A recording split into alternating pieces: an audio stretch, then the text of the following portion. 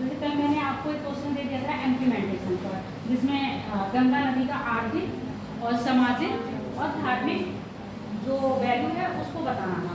तो उसमें आपका इम्प्लीमेंटेशन आ रहा है, उसमें कोई ये चीज़ बुक में नहीं लिखी होगी। अब ये आपको अपनी थिंकिंग से चीज़ें ऐड करनी है कि आप गंगा को क्यों पवित्र मानते हैं। अच्छा, इकोनॉमिक वो हमारे लिए क्यों इम्पोर्टेंट है, तो ये चीज़ें आपको अपने से देंगे। तो जब भी आपको रिटन एग्जाम में दिया जाएगा ना, तो इम्प्लीमेंट दिया जाएगा कि आपके इस ये चीज़ अगर हो रही है समाज में, या इस ये चीज़ का आने का प्रभाव आपके जीवन पे क्या पड़ रहा है। तो ये चीज़ होंगे तो नॉर्मल आप कोई भी घटना, जब जैसे ज्योग्राफी में भी कर रहे हो, भूकंप पढ़ रहे होगे तो नॉर्मली भूकंप का प्रकार ऐसे नहीं पूछा जाएगा जो आपके बीए वगैरह में पूछा जाता है। अच्छा, भूकंप आ रहा है तो उससे वायुमंडलीय दिशा में परिवर्तन क्या होगा, तो आपको ये समझना होगा कि जब भूकंप आ रहा है तब क्या हो रहा है, या ज्वालामुखी फट रहे हैं तब क्या हो रहा है, उसका इफेक्ट वायुमंडल पर और आपके मानव जीवन पे क्या पड़ता है। तो ये सब चीज़ें ऐसे करके पूछी जाती हैं। तो इससे पहले ये ज्योग्राफी जो आप ये चीज़ पढ़ रहे हो, एक तो ये पीटी के लिए ठीक है, और जब आपका मेंस लिखने के लिए आएगा और किसी का ज्योग्राफी ऑप्शनल होगा तो उसमें ये अलग से इसी तरह से क्वेश्चन पूछे जाते हैं। अच्छा, मेंस में क्या होगा, जब मेंस में आपका ऑप्शनल में होता है तब आपकी यही सब चीज़ें पूछी जाएंगी कि कैसे बन रहा है, इसकी चीज़ क्या है, इस रिलेटेड पूछा जाता है। और जब मेंस में आंसर राइटिंग जैसे नॉर्मली आता है, जीएस पेपर 1 में आएगा आपका, उसमें क्या है इम्प्लीमेशन आती है कि अभी जो इंडोनेशिया में या ज्वालामुखी फटा है वहाँ का जनजीवन कैसे व्यस्त हुआ, उससे भारत पे इफेक्ट क्या पड़ेगा, ये सब चीज़ें देखी जाती हैं। ठीक है, सब चलेगा। मैंने कहा था या ऑन कर जाना, ऑन कर गए, वीडियो ऑन कर गए क्या? मैं क्वेश्चन पूछना था मैम, भूकंप आता क्यों है? भूकंप आता क्यों है? अभी तुमने भूकंप की प्रक्रिया पढ़ी नहीं है, प्लेट टेक्टोनिक बताया, प्लेट बताई है। अब तुम जियोमॉर्फोलॉजी होगा तो उसमें प्लेट पढ़ोगे। जैसे ही प्लेट मूवमेंट होता है ना, या प्लेट आगे जाएंगी या प्लेट ऊपर से नीचे जाएंगी, जब जैसे आप ये समझ लो, आप अभी बैठे हो, बैठे बैठे थक गए हो तो मूव करते हो ना, तो हिलते हो, हलचल होती है ना, सेम यही होता है। जब प्लेटों में गति होती है, आपस में प्लेटें टकराएंगी, दूर जाएंगी या अंदर जाएंगे, मिलेंगी, तब भूकंप आता है। प्राकृतिक आपदाओं के कारण नहीं आता? प्राकृतिक आपदाओं के कारण, यही प्राकृतिक भूकंप प्राकृतिक आपदा है। और कौन सी आपदा है? भूकंप आने का सबसे ज़्यादा मानव का जो प्रकृति के लिए छेड़छाड़ है उससे है, उससे भी भूकंप आते हैं। तो ऐसा नहीं है कि मानव कुछ नहीं कर रहा है, जितने भी आपके क्या हुए हैं वातावरण में चेंज आए हैं, कुछ ना कुछ आपके क्लाइमेट चेंज, जलवायु चेंज आया है, सब मानव के इंटरफेरेंस के कारण ही आया हुआ है। मैम एमसीक्यूज कराएंगी आप? एमसीक्यूज बेटा अलग से क्लास लगी रही है उसके लिए। वैसे मैं पढ़ा करवाए थी बीच में, उसमें क्या होता है आधा या पौना घंटा आपका एमसीक्यूज में चला जाता है, फिर लेक्चर नहीं हो पाता है। मैम आप भी ऑनलाइन क्लास कराएंगे? अब तो ऑफिशियली है ना, तो ऑफिशियली नहीं था उस समय। मैंने क्या बोला था, जिस दिन ऑफिशियली आएगा मैं काम कर दूंगी। नहीं मैम सर लगा रहे थे। नहीं वो ऑफिशियली नहीं।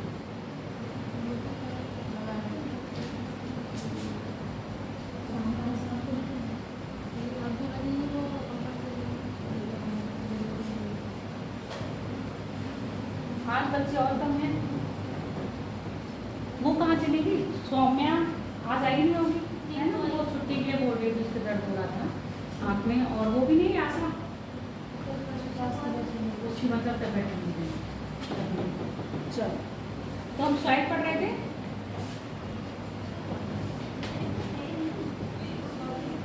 क्या पढ़ लिया था स्लाइड में, बताओ जिन्होंने कल क्लास ली थी।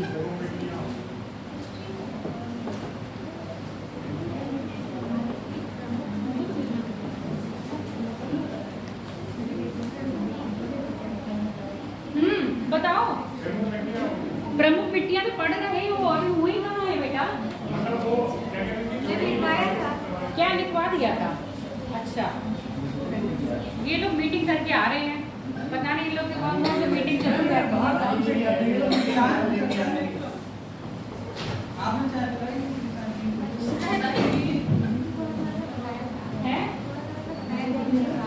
इनके बारे में, मिट्टियों के बारे में, कौन कौन सी मिट्टियां बताई थी भाई? तो पूछे भारत में ICAR यानी कि क्या है, भारतीय कृषि रिसर्च यानी कि अनुसंधान संस्थान कितने प्रकार की मिट्टियां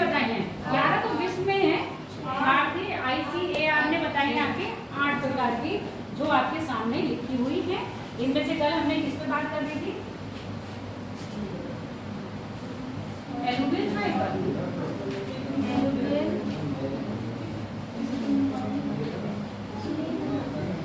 एलुवियल पे बात करी थी। क्या विशेषता थी इसकी? इसके किस कौन कौन से नाम हैं बताओ? साक्षी कॉपी भी खोल लो।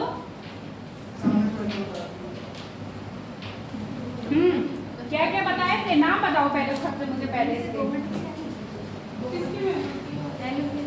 एलुवियल के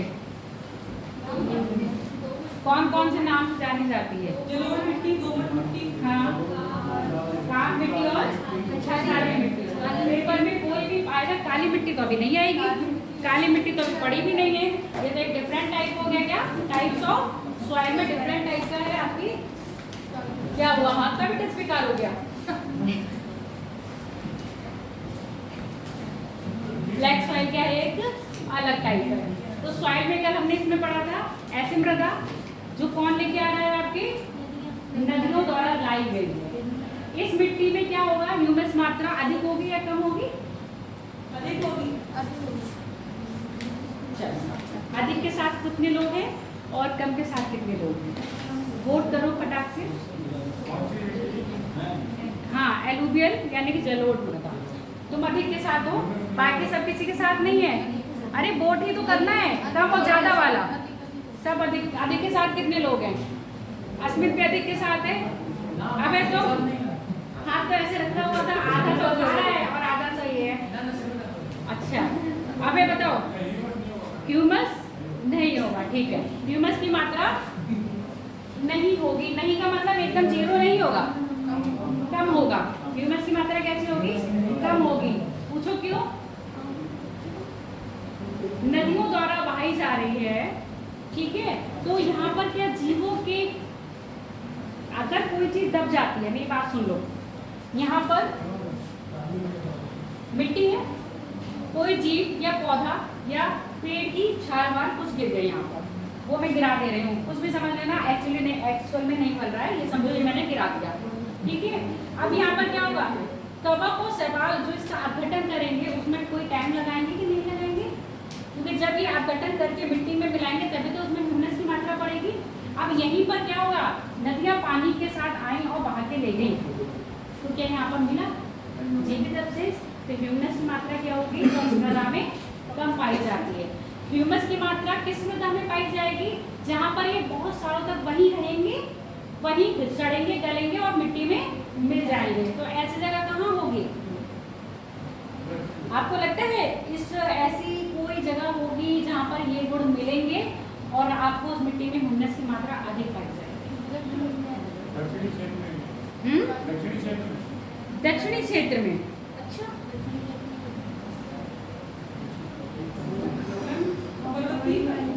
ठीक है, आपके जो माउंटेन सॉइल होगी उसमें मिलेंगे। इसके अलावा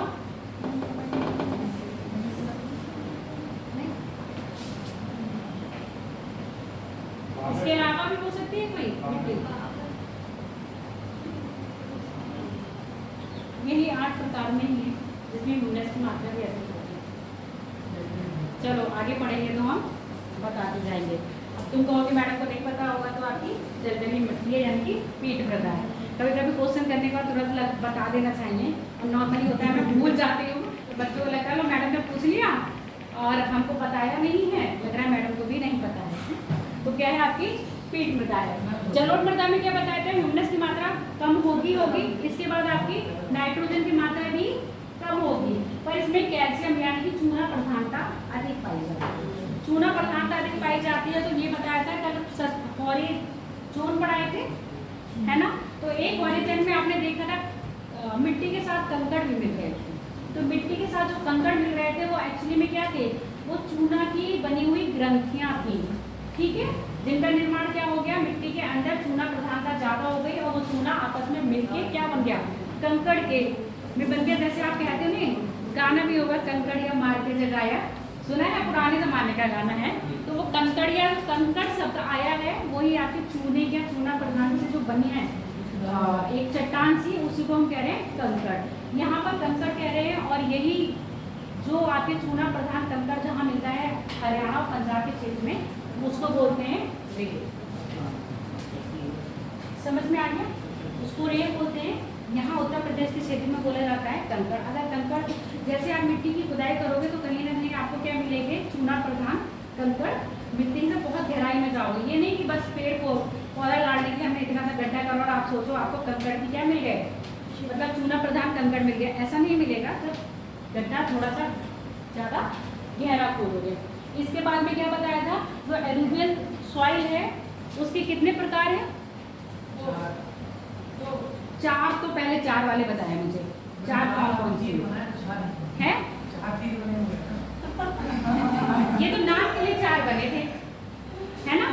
जो नाम आप लोगों ने बताया थे, कौन सा? दोमट, कछाप और जलोढ़ के समुद्र है ही।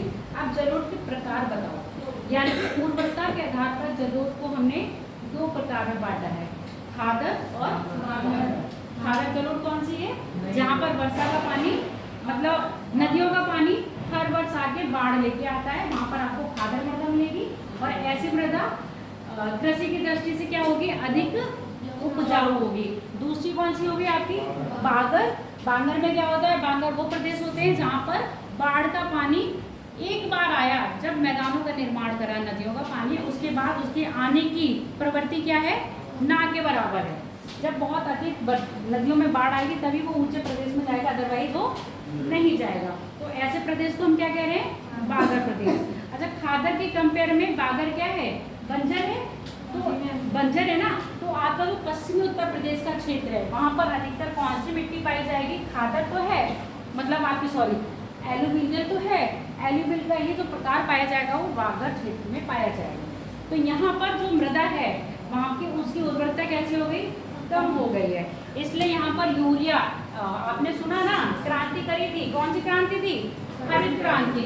हरित क्रांति के तौर पर यहाँ पर यूरिया वगैरह बहुत ज़्यादा डाला गया और सिंचाई के साधन बहुत अधिक किए गए थे, जिसके कारण यहाँ पर क्या होने लगा? सिंचाई करोगे तो भूमिगत जल अधिक से अधिक खत्म होगा, और जब ये भूमिगत जल अधिक से अधिक ऊपर की तरफ आएगा तो इसके साथ खनिज तत्व भी ऊपर आ जाएंगे, और जल भाप बन के ऊपर उठ जाता है तो खनिज तत्व क्या होते हैं? वहीं पर जमा हो जाते हैं। तो वहाँ पर ये सफ़ेद सतह की तरह जम गई है, क्योंकि रबड़ीय तत्व थे वो कहाँ पर जम गए? यहाँ पर। इस तरह से इसने यहाँ मिट्टी को क्या कर दिया? उपजाऊ बनाएंगे, अनुपजाऊ बनाएंगे। तो अब अनुपजाऊ होने के कारण जो आपके पश्चिमी भारत यानी कि पश्चिमी उत्तर प्रदेश की मृदा है अनुपजाऊ है। और कल एक चीज़ बताई थी, जैसे जैसे पूरब की ओर बढ़ते जाओगे क्ले की मात्रा बढ़ेगी या कम होगी? और क्ले की मात्रा बढ़ेगी और बजरी की मात्रा कम होगी, मतलब रेड सैंड की मात्रा कम होगी या बढ़ेगी? सैंड की मात्रा जैसे जैसे पूरब की ओर जाओगे कम होती जाएगी। और रेतीला क्षेत्र कहाँ पाया जाएगा? जहाँ रेतीली मिट्टी यानी कि जहाँ पर मिट्टी के कणों में यानी कि दोमट मिट्टी, वहाँ क्या है? किसका अंश ज़्यादा पाया जा रहा है? आपके सैंड का अंश ज़्यादा पाया जा रहा है। तो वहाँ पर मोटे अनाज होंगे। यहाँ पर कभी देखा है? पश्चिमी यूपी में जाओ या हरियाणा की तरफ जाओ या फिर आप पंजाब की तरफ जाओ, कभी गन्ना होते हुए देखा है इस क्षेत्र में? नहीं ना। अगर गन्ना होगा भी तो कहाँ होगा? तराई क्षेत्र में। कौन सा तराई क्षेत्र? जो हिमालय के गिरिपात से लगा हुआ है, क्योंकि गन्ना और धान ऐसी फसलें हैं जिसको अधिक वर्षा की जरूरत होती है। और मोटी मिट्टी कैसी होनी चाहिए? जिसको पानी धारण करने की क्षमता जिसमें अधिक हो।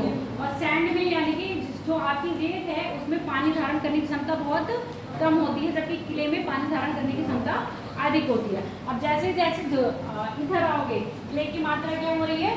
बढ़ रही है, यानी कि धरती में नमी यानी कि जो आपकी मृदा है उसमें नमी धारण करने की क्षमता अधिक है। तो यहाँ पर कौन सी फसलें पाई जाएंगी? धान, गन्ना, गेहूँ, अधिकतर ये चीज़ें पाई जाएंगी। क्यों? यहाँ की मिट्टी में नमी धारण करने की क्षमता किसके कंपेयर में अधिक है। उससे पहले मानसून आप पढ़ ही चुके हो, जब दक्षिण पश्चिमी मानसून आता है तो इस क्षेत्र में वर्षा ज़्यादा करवाता है। जैसे जैसे पश्चिम की तरफ जाता है वर्षा क्या होती है? कम होती है। जब वर्षा की मात्रा कम होती जाएगी तो मृदा में भी नमी की मात्रा क्या होगी? कम होगी। समझ में आ गया? तो इस क्षेत्र में हम कौन सी कृषि करेंगे? मोटे अनाज की। और सैंड यानी कि जो मृदा में रेत की मात्रा होगी वो अधिक होगी, क्ले और सिल्ट की मात्रा क्या होगी, अपेक्षाकृत कम होती जाएगी। अब हम बात करेंगे, पहले ब्लैक सॉइल की बात कर लें। तो भारत में ब्लैक सॉइल का निर्माण का जो सबसे पहला कारण होगा क्या होगा? चट्टानें तो बेटा सबके ही लिए हैं, बिना चट्टानों के तो आपकी क्या है, मृदा बन ही नहीं सकती। जैसे मैंने क्या था, बिना आलू के दम आलू की सब्जी नहीं बनेगी, है ना? बिना आलू के गोभी आलू की सब्जी नहीं बनेगी, बिना आलू के बैंगन आलू की सब्जी नहीं बनेगी। तो ठीक है, तो बिना चट्टान के कोई भी चट्टान नहीं बनेगी, यानी कि आलू मस्ट है। तभी तो कहते हैं आलू सब्जियों का राजा है। तो यहाँ पर भी क्या है, आपकी चट्टान मस्ट है। चट्टान होगी तभी ये टाइप की मिट्टियां बनेंगी। और ये टाइप की मिट्टियां बनने में क्या फर्क पड़ रहा है, तापमान का और वर्षा का, बताए थे ना। और जो जीव जंतु है यानी कि ह्यूमस की मात्रा कितनी किसमें अधिक है और किसमें कम है। अब बात करेंगे काली मिट्टी। काली मिट्टी का जो निर्माण होता है आपका, वो बेसाल्ट चट्टानों या लावा चट्टानों से होता है। लावा चट्टानों का निर्माण कैसे हो रहा है आपके, ज्वालामुखी क्रिया। जब ज्वालामुखी क्या होता है, उद्गार होता है, उद्गार होने के बाद धरातल पे ठंडा हो जाता है, तो लावा, जब ज्वालामुखी का उद्गार हो रहा है तो उसमें जो तरल पदार्थ निकलता है, जब तक वो अंदर रहता है उसको हम कहते हैं मैग्मा, मैग्मा कहते हैं। जैसे ही वो धरातल पर आता है उसको कह देते हैं लावा। तो ये लावा द्वारा निर्मित है। ऐसे चट्टानों में इसको क्या कहते हैं, बेसाल्ट द्वारा निर्मित। तो बेसाल्ट चट्टानों में लौह और आपके एल्यूमिनियम और सिलिका आयस्क क्या पाए जाते हैं, अधिक मात्रा में पाए जाते हैं। ठीक, अब जब इसमें लौह आयस्क है तो और आपकी क्या है, एल्यूमिनियम।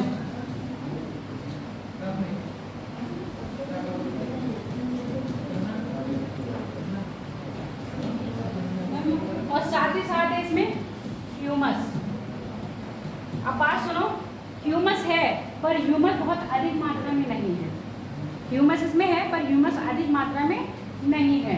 अब लौह और ह्यूमस के कारण ही इसका रंग क्या हो जाता है, काला हो जाता है। भारत में कौन क्षेत्रों में पाई जाती है, अब देखो आपको दिख रहा है ना, फॉर्म वाई आयरन होगा और क्या है, पोटाश होगा, कैल्शियम होगा, लाइम होगा, एल्यूमिनियम होगा और मैग्नीशियम होगा। ये सारे खनिज इसमें पाए जाते हैं। क्या इसमें ह्यूमस लिखा है, ह्यूमस नहीं लिखा है, यानी कि ह्यूमस होता है पर अधिक मात्रा में नहीं होता है। अब जो आपकी ब्लैक सॉइल पाई जा रही है वो गुजरात के क्षेत्र में। अब यहाँ देखो एमपी शुरू हो रहा है ना, जो एमपी का उत्तर दक्षिण, तो एमपी का दक्षिण और कौन सा क्षेत्र आएगा, थोड़ा सा पूरा वो वाला क्षेत्र आएगा जो किससे लगा हुआ है, आपके महाराष्ट्र से लगा हुआ है। कर्नाटक का क्षेत्र आएगा, तेलंगाना और आंध्र प्रदेश का थोड़ा सा क्षेत्र इसमें आएगा। अब यहाँ देख रहे हो तटीय क्षेत्र में भी क्या है, आपके ब्लैक सॉइल पाई जा रही है। वो हाँ, ब्लैक सॉइल पाई जा रही है। तो क्षेत्र पूछे जाते हैं तो मेनली कहाँ लिखोगे, मेनली आप जो क्षेत्र लिखोगे गुजरात, महाराष्ट्र, उत्तरी कर्नाटक, दक्षिणी क्या आएगा, दक्षिणी मध्य प्रदेश और पश्चिमी उड़ीसा और कौन सा क्षेत्र आ जाएगा इधर, हाँ सॉरी छत्तीसगढ़, और छत्तीसगढ़ के बाद आपका तेलंगाना वाला क्षेत्र। ये क्षेत्र क्या होते हैं, अब मोस्टली पूछा जाएगा तो महाराष्ट्र और गुजरात के क्षेत्र में सर्वाधिक मात्रा में काली मिट्टी पाई जाती है। अब काली मिट्टी के नाम बताओ कौन कौन से होते हैं, काली मिट्टी के नाम। अब मैं 4 बनाऊंगी तो उसमें क्या आएगा मैडम, 4 नाम। 3 बनाए तो उसमें क्या आएगा, 3 नाम है। हो सकता है 2 ही नाम हो, मैंने तुम्हें भ्रमित करने के लिए। हाँ, रेगूर मिट्टी और कपासी मिट्टी 2 तरह के हैं। रेगूर मिट्टी कहते हैं, कपासी मिट्टी। कपासी मिट्टी क्यों कहते हैं इसको, कपासी मिट्टी क्यों कहते हैं, मृदा कहेंगे, मिट्टी नहीं कहेंगे, मृदा अच्छा लग रहा है। और रेगूर मृदा क्यों कह रहे हैं इसको, इस ये मिट्टी देखो खाद्यान्न उत्पादन के लिए, तो खाद्यान्न का मतलब खाद्यान्न समझते हो, खाद्यान्न क्या होंगे तुम तो समझते हो भैया, तुम्हारा एग्रीकल्चर से बीएससी है, ये टॉपिक में तो मास्टर हो गए, है ना। क्या बात कर रहे हो, बताओ खाद्यान्न क्या होते हैं, हाँ खाने योग्य वस्तु, जैसे आपका गेहूँ, खाद्यान्न, बाजरा मोटा अनाज हो जाता है, खाद्यान्न वो भी है, बाजरा मोटा अनाज में आता है, मक्का, बाजरा, जितने भी तिलहन होते हैं ये सब मोटे बाद में आते हैं। अब आपने देखा होगा काली, सबसे पहले तो इसको हम कपासी मृदा कह रहे हैं, यानी कि इसमें कपास की खेती बहुत अधिक मात्रा में होती है। कपास की खेती के साथ साथ कभी आप देखोगे जब आपका आर्थिक सर्वेक्षण आता है उसमें फलों के लिए भी दिया जाता है, कौन सा राज्य पहला है, कौन सा दूसरा है, कौन सा तीसरा है, कौन सा चौथा है। तो अधिकतर देखना फल में आपका गुजरात और महाराष्ट्र ही आते हैं। तो यहाँ पर फलों की खेती भी सर्वाधिक मात्रा में की जाती है। कपास तो है ही में, और अगर बात करें जहाँ पर कपास होगा तो वहाँ पर फैक्ट्री किसकी लगेंगी। देखो ये वाला चैप्टर अच्छे से पढ़ते रहना, यही आगे आपका इकोनॉमी में काम आएगा, क्योंकि जब इंडस्ट्री पढ़ोगे तो यहाँ पर कॉटन इंडस्ट्रीज होंगी, यानी कि जितने भी आपके जो सूती वस्त्र मिलते हैं या रेशमी वस्त्र तो यहाँ नहीं मिलेंगे। रेशमी वस्त्र कहाँ होंगे, आपके दक्षिण भारत में, और सूती वस्त्रों का क्या उद्योग कहाँ पर होगा, गुजरात और आपके महाराष्ट्र में सबसे ज़्यादा मिल लगी होंगी, जिसमें आपने आंदोलन भी पढ़ा होगा। कौन सा, अहमदाबाद मील आंदोलन कब हुआ था, किसने किया था, मजदूर थे उन्होंने किया था। किस लिए किया था, बोनस के लिए। वेरी गुड, ठीक है। तो अब कपासी मिट्टी में सारे क्या हैं, सारे तत्व हैं, पर ह्यूमस उचित मात्रा में नहीं है।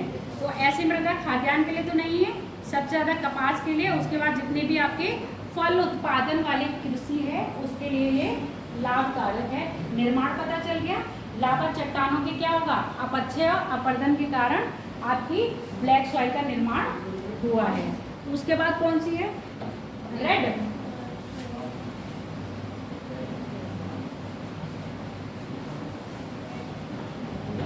लाल कैसे बनती है, निर्माण कैसे होता है लाल, कौन सा तत्व इसमें सर्वाधिक मात्रा में पाया जाएगा, बताओ।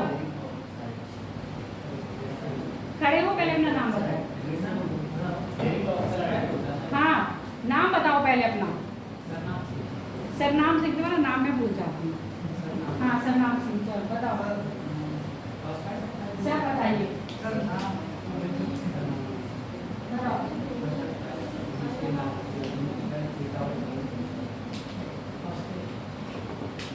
फास्फेट पाया जाएगा, सल्फाइड पाया जाएगा। अच्छा, और क्या पाया जाएगा, लाल बनने का कारण क्या है किसी भी चीज का, यानी कि उसमें लौह तत्व अधिक मात्रा में पाया जाएगा। अब जब ये लौह तत्व, आप सुनते जाओ, लौह तत्व अधिक मात्रा में पाया जाएगा, जब इसी लौह तत्व का क्या होगा, ऑक्सीजन के साथ क्रिया होगी तो लौह के ऑक्साइड के कारण इस मिट्टी का रंग क्या पाया जाता है, लाल पाया जाता है। लौह के ऑक्साइड इस मिट्टी में मिलेंगे। उसके बाद इसी को लिख दिया है पीली, है ना, इसी को क्या लिख दिया है, लाल पीली मिट्टी। नॉर्मली ये मिट्टी क्या दिखेगी आपको, लाल दिखेगी। जब इस मिट्टी में क्या मिल जाएगा, जल की मात्रा अधिक हो जाएगी तो ये मिट्टी कैसे दिखने लगेगी आपको, पीली। इसलिए इस मिट्टी को कह रहे हैं लाल पीली, क्योंकि और मिट्टी का क्षेत्र कहाँ है, अब मिट्टी का क्षेत्र बताओ जरा, यहाँ पर दिख रहा है आपको इस बोर्ड पर या दूसरा लगाऊं, लाल मिट्टी का क्षेत्र दिख रहा है।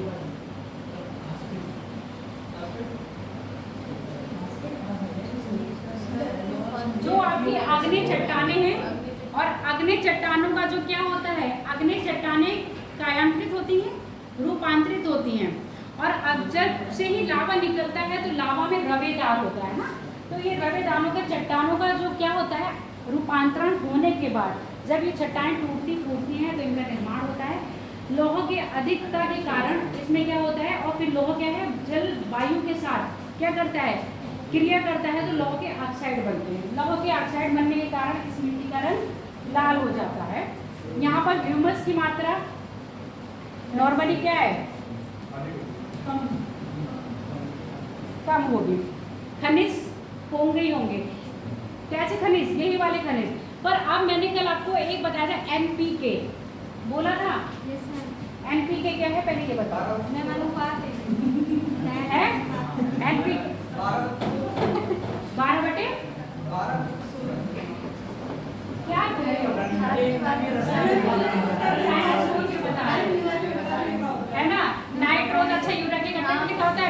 देखा ही नहीं है, रेशियो लिखा होता है ना, नाइट्रोजन हो गया और पोटास हो गया और फास्फोरस हो गया। तो यहाँ पर क्या है, इनकी कमी पाई जा रही है। जिस मृदा में इनकी कमी पाई जाएगी वो खाद्यान्न उपयोगी नहीं होगी। तो ऐसी मृदा किसके लिए? तंबाकू सुने हो? कौन लाया था तंबाकू भारत में? पुर्तगाल या पुर्तगाली लेके आए थे ना।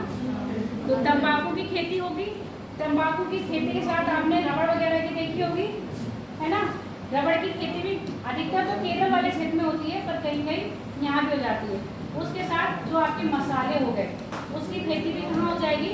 इस क्षेत्र में हो जाएगी। कहाँ है आपकी लाल मृदा? इसमें पोटास होगा, नाइट्रोजन, मैग्नीशियम, ह्यूमस और फास्फोरस की क्या होगी? कमी होती है। और अधिकता किसकी होगी? आगे आने वाले जो भी खनिज हैं, जैसे क्या हो गया, कैल्शियम कार्बोनेट, मैग्नीशियम, एल्यूमिनियम और आपके लोह, इन सब की क्या होगी? अधिकता होगी। ऐसी मृदा भी क्या है आपके खाद्यान्न के उपयोगी नहीं है। इसमें क्या मिल रहा होगा आपके? अधिकतर पूछा जाएगा तो कौन सी आपकी तंबाकू की खेती अधिक होती है। अब कौन सी मृदा बच रही है बेटा? रेड हो गई, लेटराइट पढ़ लेते हैं उसको, इसको और इसको पढ़ाएंगे एक साथ। लगभग इनके गुण क्या है? लगभग समान है। लेटराइट में बिल्कुल लाल की तरह, लेटे और लाल लग रहा है ना सेम से। तो यहाँ पर भी क्या होता है? ऑक्साइड की मात्रा मतलब लोहा तत्व की मात्रा अधिक होती है। ऑक्सीकरण के कारण क्या होता है इसमें? यहाँ पर आपके इसका विरंग क्या हो जाता है? लाल। इसमें क्या गुणवत्ता है? जब पानी मिलेगा तो कैसा दिखाई देगी? पीली दिखेगी, पर यहाँ पर ये वाली कंडीशन नहीं आएगी। इसमें एक विशेषता है लीचिंग प्रोसेस। निच्छालन पता है क्या होता है?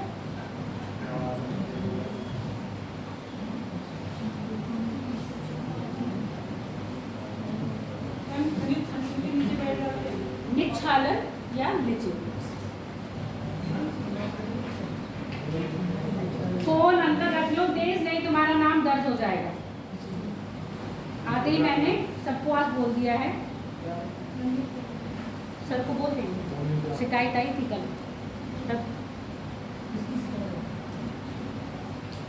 चलो बताओ निच्छालन क्या है? कभी कभी पेपर में पूछ लिया जाएगा निम्न में से कौन सी मिट्टी का निर्माण निच्छालन के कारण हुआ है, और निच्छालित मिट्टी में कौन कौन से पदार्थ की अधिकता होती है और कौन कौन से पदार्थ की कमी होती है। हाँ बताओ। पानी रिसता है। पानी कहाँ रिसेगा? मृदा में, मिट्टी के अंदर से कहाँ जाएगा? ऊपर आएगा। वो तो कैपिलरी हो जाता है, तो नीचे होगा। ठीक है, मतलब ऊपर नहीं हो रहा तो नीचे होगा। कहीं तो होगा निच्छालन, अगर ऊपर नहीं हो रहा तो नीचे होगा। ठीक है, हम भी नीचे कर दे रहे हैं। फिर आप सुनो, पहली बात ये मैंने मिट्टी बना दी। अब इस मिट्टी में सिलिका और चूना पदार्थ अधिक मात्रा में पाया जाता है। जब वर्षा अधिक होगी, अधिक की बात कर रही हूँ मैं, अब बता देना मुझे कौन सी जगह पर वर्षा सर्वाधिक होती है। जब वर्षा क्या होगी? अधिक मात्रा में होगी, तो वर्षा का जल कहाँ जाएगा? भूमिगत होगा। जैसे ही वर्षा का जल क्या होता है? भूमिगत होता है। ये सिलिका और चूना पदार्थ कहाँ चले जाते हैं?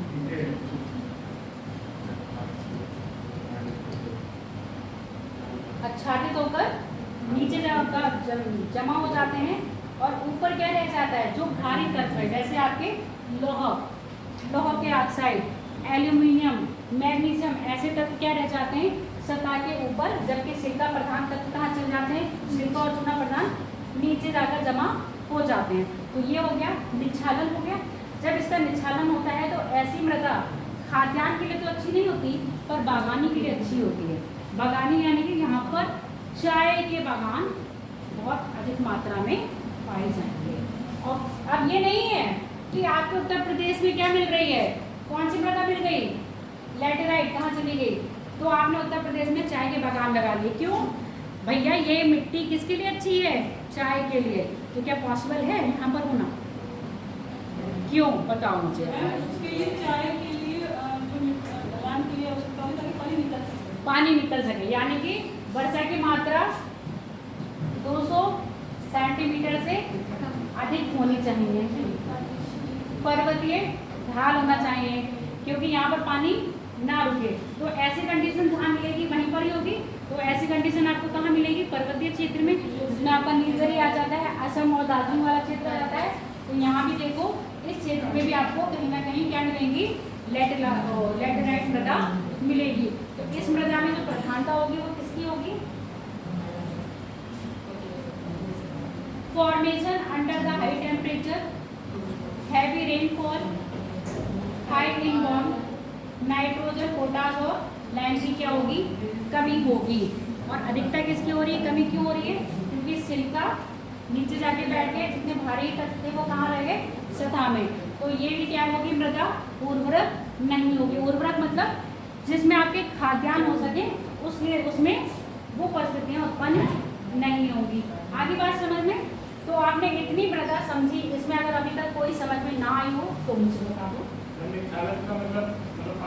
निक्षालन का मतलब यही होता है जब पानी अंडर वाटर होने लगता है।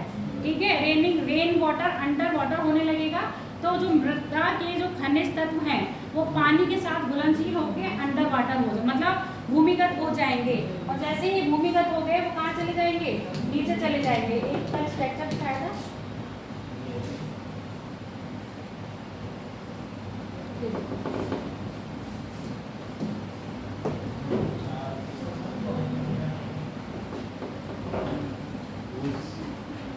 मिल गया? लीचिंग मटेरियल कहाँ चले गए? यहाँ। तो ऐसी जहाँ लीचिंग हो रही है वहाँ पर कौन सी मृदा पाई जाएगी आपको? कौन सी है? लैटेराइट। Very good. बहुत धीरे बोलते हो, बहुत देर से बोलते हो। इसके बाद माउंटेन सॉइल कर ले। माउंटेन करें या पीट करें? माउंटेन कर लेते हैं। लगभग इसका और इसका, इन दोनों का सिम्टम्स एक ही हैं। माउंटेन सॉइल और पीट का लगभग सेम है। अब ये बताओ, कल मैंने आपको एक बताया था उच्चावच, ट्रोपोलॉजी बताई थी। ट्रोपोलॉजी का भी इफेक्ट पड़ रहा है किस पर? आपके मृदा निर्माण में। जहाँ पर ढाल अधिक होगा वहाँ मृदा की परत मोटी होगी या पतली होगी? पतली होगी। क्यों? मिट्टी वहाँ रुकेगी नहीं। अब सेम कंडीशन आप ऐसे समझते जाओ।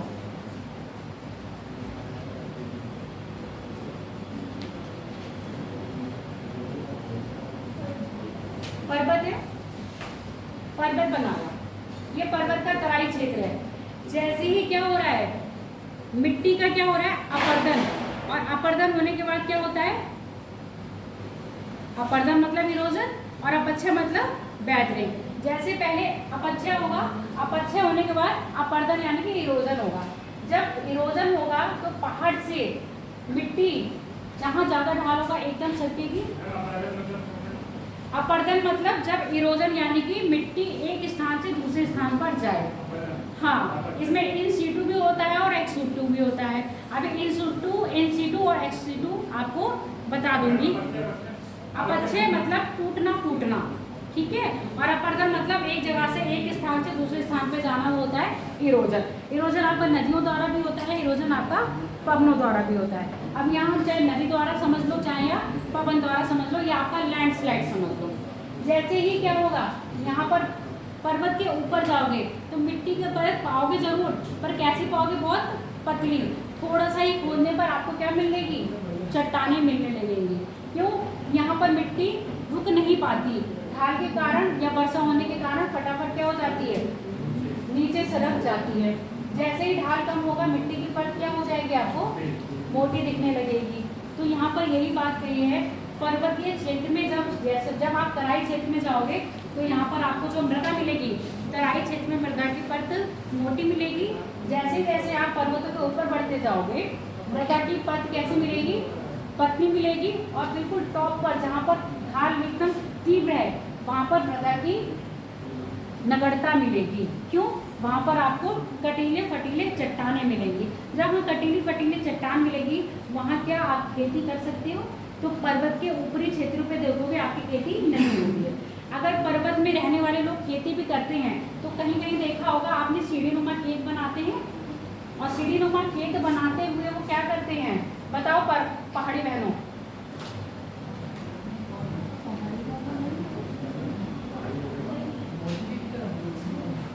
नहीं, आप देखो यहाँ पर तो खेती नहीं होगी ना, यहाँ पर मिट्टी है ही नहीं। मिट्टी कहाँ रुकेगी? जहाँ पर समतल मैदान होंगे। तो इसी समतल मैदानों में क्या करते हैं वो लोग? खेती करते हैं। और यही समतल मैदान मिट्टी की ऊंची परत बनाते हैं, और जबकि इसके नीचे क्या होगी? आपकी कठोर चट्टान पाई जाएगी, जिसको क्या कहेंगे हम? जिसको क्या कह रहे हैं? कठोर चट्टान को हम क्या कहते हैं? सब भूल गए? पैतृक चट्टानें।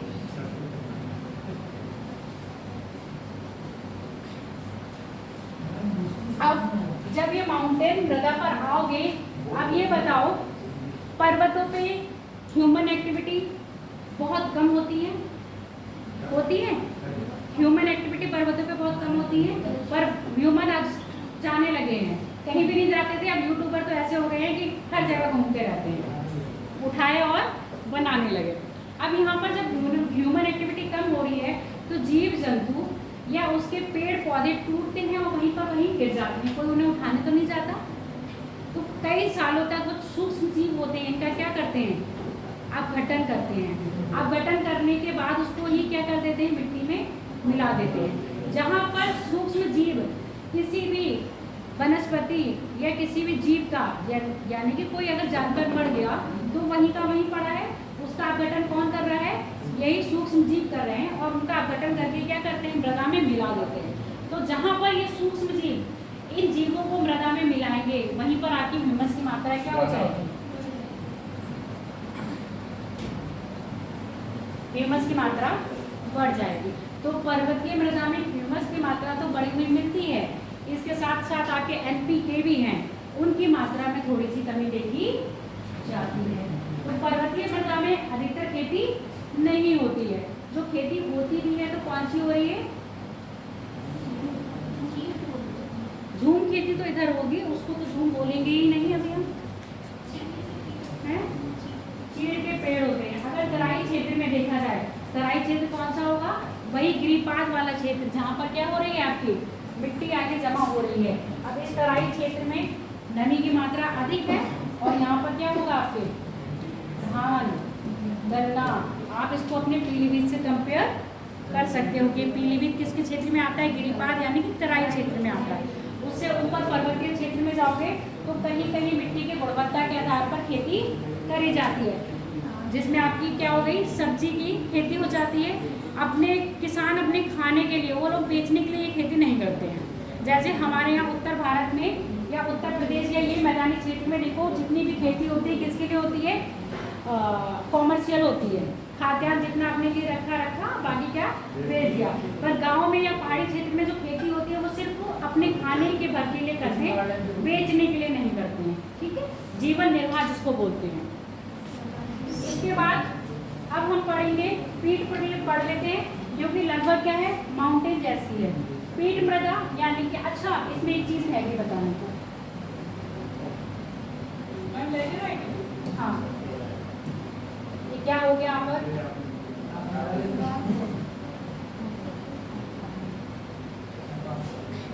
लैटेराइट मिट्टी की जो आदर्श दशा है बनेगी कहाँ? जहाँ पर वर्षा की मात्रा सर्वाधिक, टेम्परेचर हाई और मौसम में आर्द्रता होनी चाहिए। जब मौसम में आर्द्रता होगी तभी तो वर्षा ज़्यादा होगी, और वर्षा ज़्यादा करवाने के लिए आपका टेम्परेचर भी क्या होना चाहिए? ज़्यादा होना चाहिए। तो लैटेराइट मिट्टी की जो एक आदर्श वो है, क्या दशा है? क्या है? तापमान होगा अधिक, वर्षा की मात्रा अधिक, और क्या होगी? आर्द्रता भी अधिक होनी चाहिए, तभी आपकी लैटेराइट मिट्टी बनेगी। तो उससे पहले जब आपको जलवायु पढ़ाए थे कि जो मृदा का निर्माण हो रहा है उसमें कौन कौन से कारक हैं जो इफेक्ट डालते हैं, तो पता चल गया यहाँ पर टेम्परेचर कैसे डाल रहा है इफेक्ट। अब बात कर रहे हैं पीठ मृदा की। पीठ मृदा में वही बात है, पीठ मृदा यानी कि दलदली क्षेत्र में हो रही होगी। ऐसे क्षेत्र में जहाँ पे सघन वन होंगे। सघन वन का मतलब समझ रहे हो? सघन वन कहाँ पाए जाएंगे? सघन और विरल का मतलब समझते हो? सघन का मतलब पास में, विरल का मतलब दूर दूर। मैं कहूँ आप दोनों सघन बैठे हो, उधर वाली सीट पे भी सघन बैठे हैं, विरल मुझे ये 2 ही सीटें दिख रही हैं, अब वो तो बहुत ज्यादा सघन बैठे हैं, सर और तेज। ठीक है, तो सघन का मतलब पास पास, विरल का मतलब दूर दूर। जहाँ पौधे पास पास होंगे वहां पर क्या सूर्य की रोशनी नीचे तक आ पाएगी? नहीं आ पाएगी। जब सूर्य की रोशनी नीचे तक नहीं आ पाएगी तो जो जमीन की नमी है क्या उसका अवशोषण हो पाएगा? नहीं हो पाएगा ना। तो जब नमी का अवशोषण नहीं हो पाएगा तो वहां मृदा कैसी पाई जाएगी?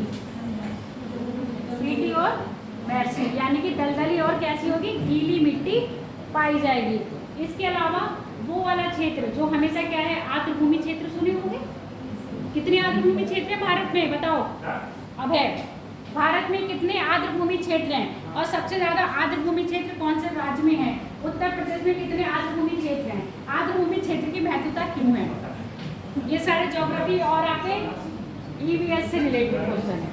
एक आर्द्र भूमि से बहुत बन गए, बताओ कितने हैं आर्द्र भूमि क्षेत्र? सबसे पहली बात है, किसने कहा 84 है? किसने कहा 42 है?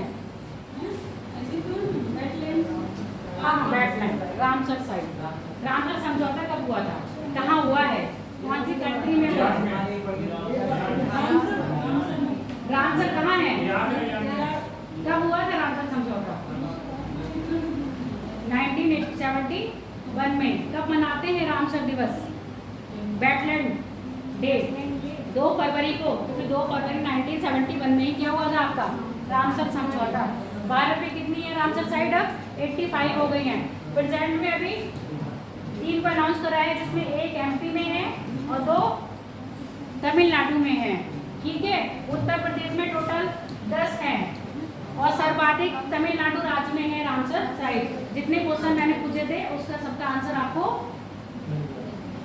आई होप मिल गया होगा। तो आर्द्र भूमि, यही इसी को हम आर्द्र भूमि कह रहे हैं। ऐसी भूमि जो क्या होती है, जल से साल में अधिकतर टाइम पर क्या होगी? जल से लबालब होगी। ऐसी मिट्टी में भी तो क्या है, आपकी ह्यूमस की मात्रा अधिक पाई जाएगी या नहीं? क्यों पाई जाएगी? दलदली मिट्टी में जो पेड़ पौधे होते हैं और उनके जो क्या कहते हैं पत्ते या जीव जंतु वहीं पर ही रहते हैं, वहीं पर ही सूक्ष्म जीवों के साथ अपघटित करके मृदा में मिलाए दिए जाते हैं। तो अभी तक आपने देखा ह्यूमस की मात्रा सर्वाधिक कौन कौन सी मृदा में पाई गई? पर्वतीय में और दलदली। ठीक है, दलदली मृदा का क्षेत्र देखा जाए तो अधिकतर वो वाला क्षेत्र होगा जहाँ पर क्या आ रहा है आपका?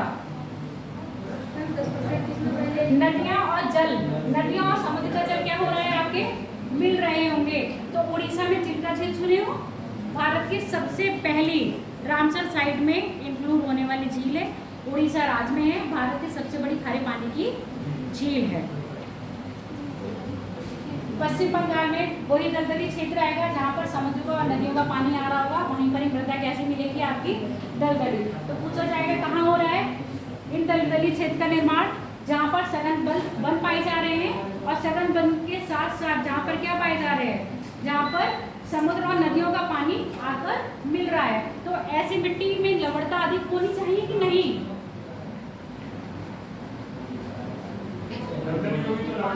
लवणता होगी ना।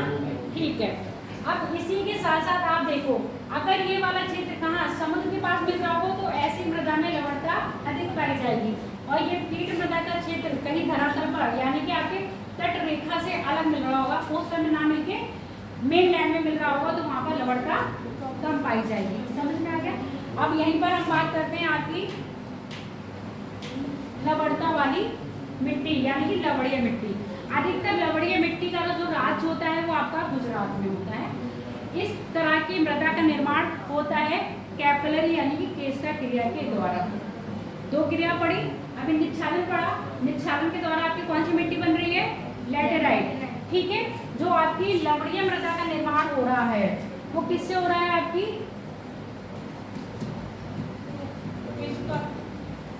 केस का क्रिया।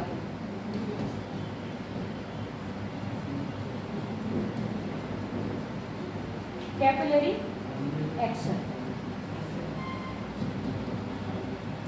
बताओ क्या है ये, केस का क्रिया या कैपिलरी एक्शन? साइंस वाले बता दो। अस्मित बताओ। साइंस से तो तुम हो, ऐसा तो नहीं है नहीं है। और कैपिलरी सिस्टम 12th में है। मैं नहीं भूली हूँ, तुम कैसे भूल गए? बताओ सर नाम। खड़े होके बताया करो मुझे। खड़े होके पता क्या होता है, थोड़ा सा कॉन्फिडेंस आता है।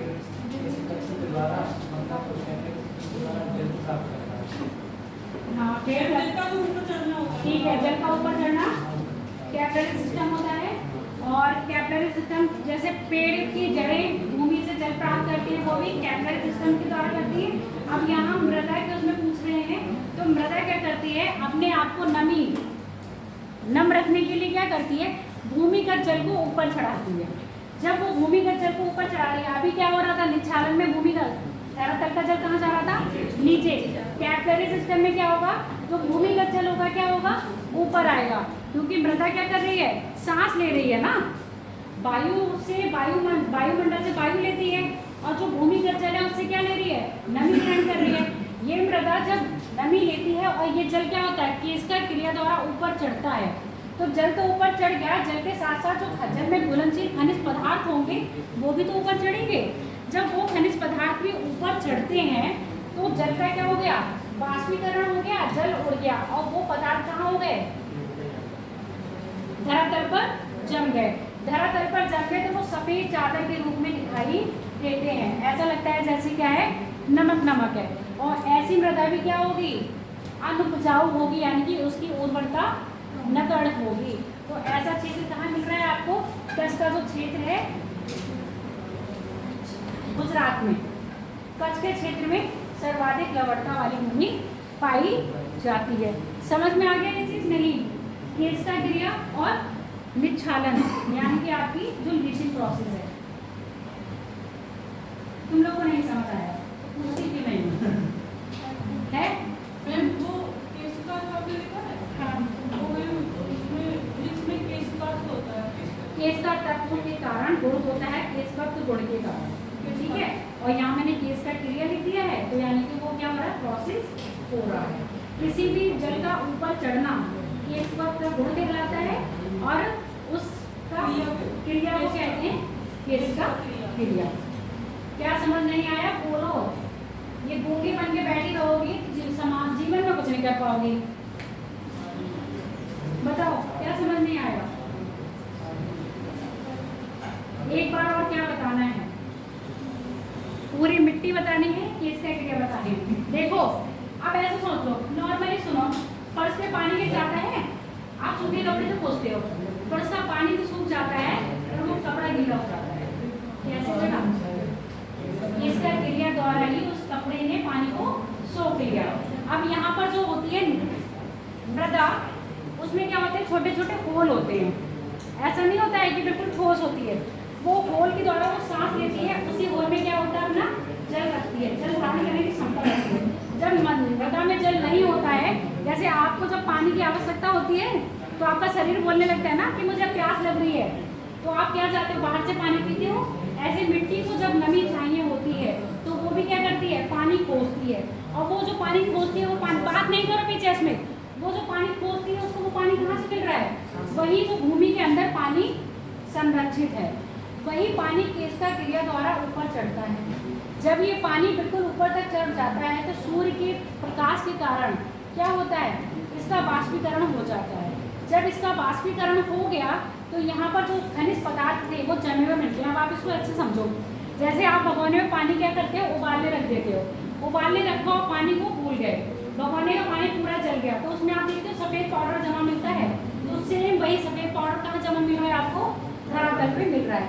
वो सफ़ेद पाउडर दूर से देखने में ऐसा लगेगा जैसे सफ़ेद चादर बिछ गई हो, तो यही सफ़ेद चादर क्या होती है, ऐसी भूमि को हम लवणीय भूमि कह रहे हैं, जहाँ पर लवण तत्व की मात्रा अधिक होती है, और लवण तत्व की मात्रा अधिक होने के कारण ये भूमि कृषि योग्य नहीं होती। यहाँ पर कोई भी किसी भी प्रकार की कृषि नहीं हो सकती। इसलिए आपने कच्छ के रण में देखा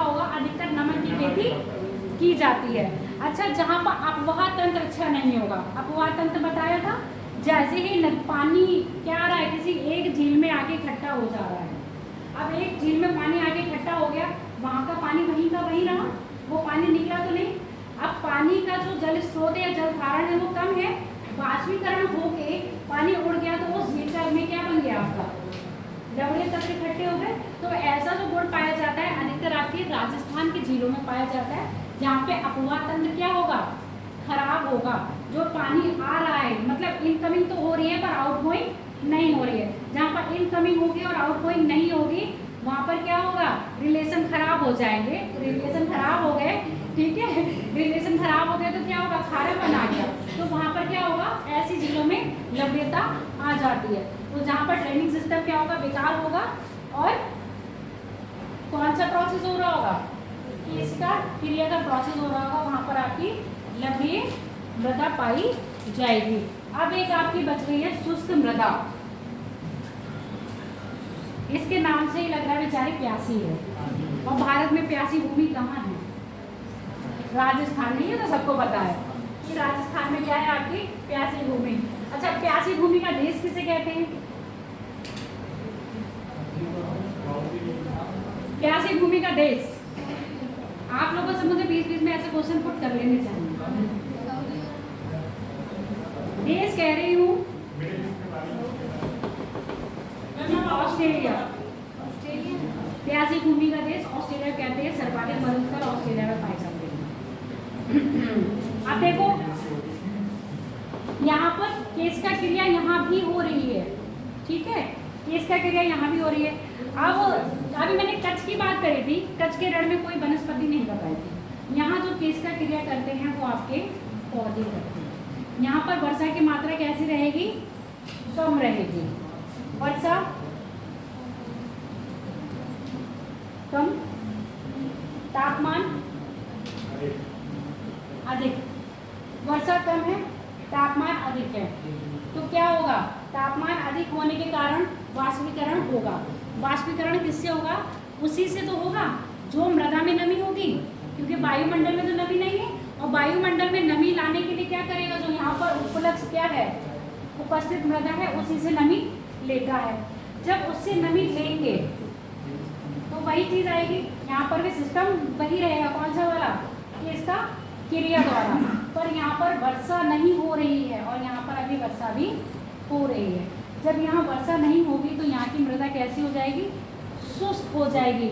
जैसे आपके फेस पे पाउडर बहुत ज़्यादा लगा लोगे तो एकदम शुष्क शुष्क चेहरा दिखता है ना, और वहीं आपका लोशन लगा लोगे तो क्या होगा, मॉइस्चर दिखेगा।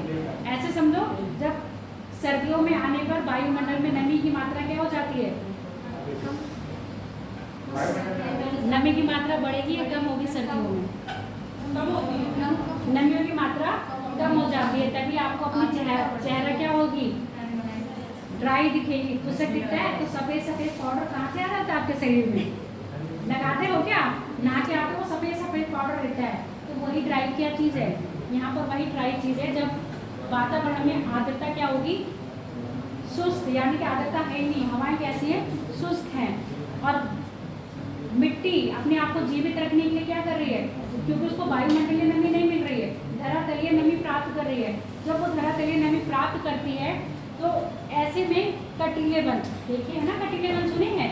अब मैंने कल आपको एक इमेज दिखाई थी, कुछ पौधे ऐसे थे जिनकी जड़ बहुत कम जा रही थी, कुछ पौधे ऐसे थे जिनकी जड़ थोड़ी सी और नीचे जा रही थी, कुछ पौधे ऐसे थे जिनकी जड़ बहुत अंदर तक जा रही थी।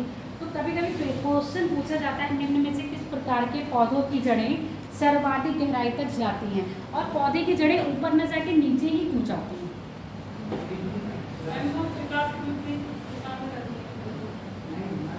दो तरह से गति होती है पौधों में, एक प्रकाश की दिशा में और एक, हाँ, जो प्रकाश की दिशा में ऊपर करते हैं वो क्या है, प्रकाश संश्लेषण द्वारा अपनी वृद्धि करते हैं वो पौधे, और जो नीचे की ओर गति करते हैं उनको प्रकाश संश्लेषण की आवश्यकता नहीं होती है। और ऐसे पौधे भूमि में जल प्राप्त करने के लिए ही अपनी जड़ें प्राप्त गहराई तक जाएंगे, और जहाँ पर भूमि में जल बहुत गहराई में मिलेगा उनकी जड़ें ही तो सबसे ज़्यादा गहरी होंगी। और कौन से ऐसे क्षेत्र हैं, वो आपके मरुस्थलीय क्षेत्र है जहाँ पर क्या है, आपके भूमिगत जल बहुत गहराई में मिलता है, तो कटीले जल पौधों की जड़ें क्या होंगी, सर्वाधिक गहराई में होंगी, और जिनकी जड़ें सर्वाधिक गहराई में होंगी उनकी पकड़ भी क्या होगी, बहुत अच्छी होगी, और जिनके जड़ें ऊपर ही पर होंगी उनकी पकड़ भी क्या होगी। तो कौन से क्षेत्र में, अभी ले लूँगी तुम्हारा क्वेश्चन, कौन से क्षेत्र में मुझे बताओ पौधों की जड़ें बहुत कम गहराई पर जाएंगी। तराई क्षेत्र में, यहाँ पर जहाँ पर ज़्यादा वर्षावन सदाबहार वनों में पेड़ों की जड़ें क्या होंगी, वो देखने में तो बहुत मोटे मोटे लगेंगे पर उनकी जड़ें ऊपर ही होंगी। अगर बहुत स्पीड में धक्का मार दोगे आप लोग, इतनी क्षमता होगी आप में, तो पेड़ बहुत आराम से गिर जाएंगे। हाँ अब बताओ उसमें।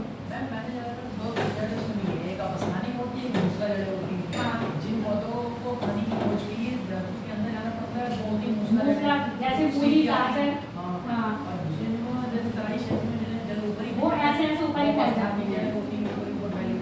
तो ये मैंने भी पढ़ा है, दो ही जड़ें पड़ी हैं।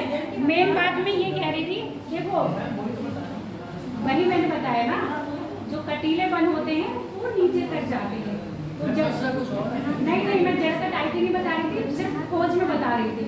तो जो जल की वृद्धि करने नीचे वृद्धि करते हैं तो उनकी जड़ें नीचे तक जाती हैं। तो अब ये बताओ, इस चीज़ में अगर आपको कोई कमी समझ में ना आया हो तो पूछो।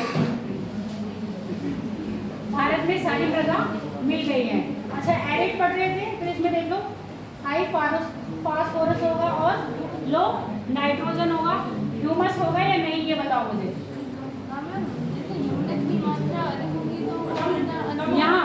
यहाँ ह्यूमस की मात्रा कम होगी, और कम का मतलब अपेक्षा से भी कम होगी।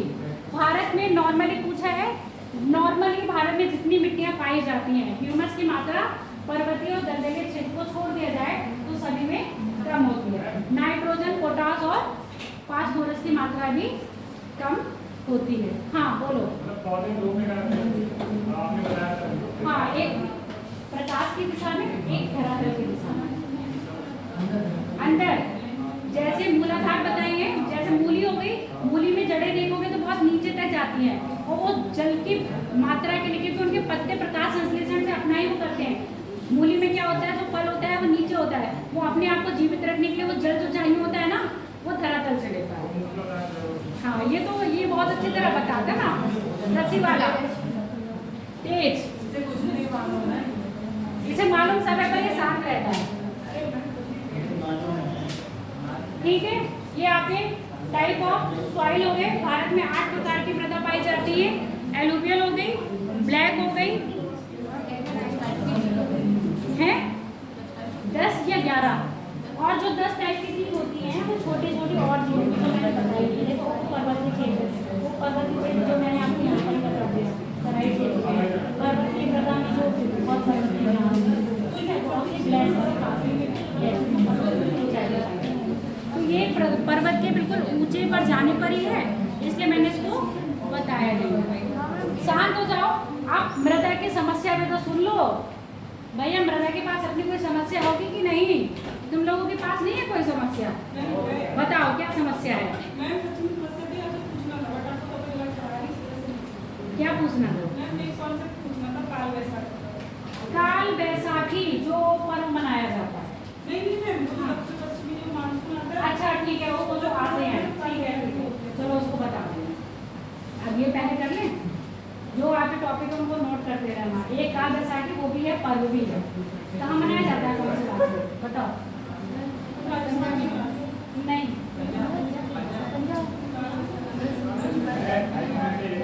अब ये आपका क्वेश्चन है, ढूंढ के लाओगे।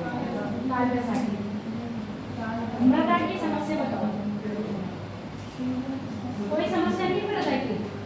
सबसे बड़ी मृदा की समस्या ये है ह्यूमन, मानव सबसे बड़ी समस्या है। मानव ना हो तो मृदा अपने आप में बहुत सुरक्षित है। मानव अपने आप में समस्या और राक्षस है। ठीक है, ये भी कभी आप प्रकृति से प्रेम करके देखो तो आपको लगेगा कि आप प्रकृति के कितने बड़े दुश्मन हो। क्यों है मानव? पहले हम मानव की समस्या मतलब मृदा की समस्या की बात करेंगे, मृदा की समस्या क्या है। उसके बाद कुछ पॉइंट हैं जो अभी मैंने आपको नहीं बताए हैं कि तापमान अधिक होगा तो मृदा का अधिक उपजाऊ बनेगी। तापमान कम होगा तो मृदा अधिक उपजाऊ बनेगी, या तापमान समान होगा तो मृदा अधिक उपजाऊ बनेगी। पहले मेरा क्वेश्चन आपसे ये है, समस्याओं पे बाद में आएंगे, पहले तापमान को बताओ। तापमान समान होगा, नहीं तापमान अधिक होगा, अधिक होगा। अच्छा, कितना अधिक होना चाहिए? अब मैं इस कमरे का टेम्परेचर 80 सेंटीग्रेड, 70 सेंटीग्रेड, 50 सेंटीग्रेड कर दूं, तापमान अधिक करना है ना, तो अब आप बताओ आप सर्वाइव कर पाओगे? नहीं, क्यों नहीं कर पाओगे? बाहर जाके सर्वाइव कर पाओगे ना। तो अगर टेम्परेचर बहुत ज़्यादा हाई हो जाता है तब भी आपकी रासायनिक क्रिया क्या हो जाती है? बाधित हो जाती है। रासायनिक क्रिया कौन सी वाली? वही जो आपके कवक और शैवाल सूक्ष्म जीव धरातल पे मिट्टी में रहते हैं और इनका क्या करते हैं? अपघटन करते हैं सूक्ष्म जीवों का, जो अपशिष्ट होते हैं। अगर वो ये चीज़ें सूक्ष्म जीव जीवित नहीं रह पाएंगे तो ये काम कौन करेगा? कोई नहीं करेगा ना। तो सूक्ष्म जीव को जीवित रहने के लिए तो एक आदर्श तापमान चाहिए होगा कि नहीं? तो टेम्परेचर बहुत ज़्यादा हाई होगा तब भी नहीं, टेम्परेचर बहुत ज़्यादा ठंडा होगा तब भी नहीं, क्योंकि इससे क्या होगा? रासायनिक क्रिया क्या होगी? बाधित हो जाती है। जब ये रासायनिक क्रिया बाधित हो जाती है तो जो आपके ऑक्सीजन की मात्रा भी क्या होगी? कम हो जाएगी। नॉर्मल पूछा जाता है, देखो आपको जब वो पृथ्वी की परतें पढ़ाई थी, 3 परतें थी, कौन कौन सी? तरह नाम बताओ मुझे। क्रस्ट मेंटल कोर के अलावा बताओ। सियाल, सिया निफे, सियाल, सीमा निफे, याद है कि नहीं है? सियाल यानी कि सिलिका और एल्यूमिनियम की मात्रा अधिक होगी। वायुमंडल में पूछा जाता है, वायुमंडल में कौन सी गैस की मात्रा सर्वाधिक होती है? तो आपका आंसर क्या होता है? नाइट्रोजन। पृथ्वी की सतह पर सर्वाधिक कौन सी गैस पाई जाती है? गैस पूछा है। सर्वाधिक गैसीय तत्व कौन सा पाया जाता है? ऑक्सीजन पाया जाता है। पृथ्वी की सतह पर सर्वाधिक ऑक्सीजन तत्व जो पाया जाता है, गैसीय तत्व, वो पाया जाता है आपका ऑक्सीजन। ये जब ये रासायनिक क्रिया बाधित हो रही है तो पृथ्वी की सतह पर जो ऑक्सीजन रहता है ना, उसकी मात्रा कम हो जाती है। अब आपको पता है ऑक्सीजन की मात्रा छोटे सूक्ष्म जीव हो, चाहे आप जैसे विशाल चाहे उससे भी बड़े राक्षस हो, सबको ऑक्सीजन की आवश्यकता होती है। तो जहाँ पर ऑक्सीजन का क्या होगा? डिसबैलेंस होगा, वहाँ पर भी रासायनिक क्रिया बाधित हो जाएगी। और ये रासायनिक क्रिया तभी ऑक्सीजन की मात्रा अधिक या कम होना, जब रासायनिक क्रिया प्रॉपर चलती रहेगी तो वायुमंडल पृथ्वी के सतह पर ऑक्सीजन अच्छी मात्रा में मिलेगी। जब ये रासायनिक क्रिया क्या हो जाती है? बाधित हो जाती है, तो सूक्ष्म जीव ये क्रिया नहीं कर पाते, ठीक है। तो जिससे क्या होता है? ऑक्सीजन की मात्रा में कमी आ जाती है। तो टेम्परेचर का पता चल गया ना। अगर टेम्परेचर ज़्यादा हाई होगा तो जो आपकी रासायनिक क्रिया होती है वो क्या होती है? प्रभावित होती है, जिससे क्या होता है? मृदा का पूर्णतया जो कहते हैं एक अच्छी क्वालिटी है वो डेवलप नहीं हो पाती है। अब हम बात करेंगे समस्या पर। मृदा की समस्या क्या है? सबसे पहले मुझे बताओ। कटान हो गया, अपक्षय हो गया, अपर्दन हो गया। चलो ठीक है, पहला अस्मित ने पॉइंट निकाला है अपर्दन, क्योंकि तुम्हारा कटान ये अपर्दन में ही आ रहा है, इसलिए मैंने कटान को अलग से नहीं लिखा। अपर्दन के बाद बता दो, मृदा अपर्दन एक सबसे बड़ी समस्या है। भूकंप तो यहाँ नहीं, भूस्खलन भी इसी में आ जाएगा आपके मृदा अपर्दन में, क्योंकि भूस्खलन से ही आपकी मृदा का अपर्दन हो रहा है। इसके बाद आप कहोगे कि मैडम सब तो इसी में शामिल कर दे रही, कटान भी इसी में कर लिया, कटाव भी इसी में कर लिया। मृदा प्रदूषण, वेरी गुड।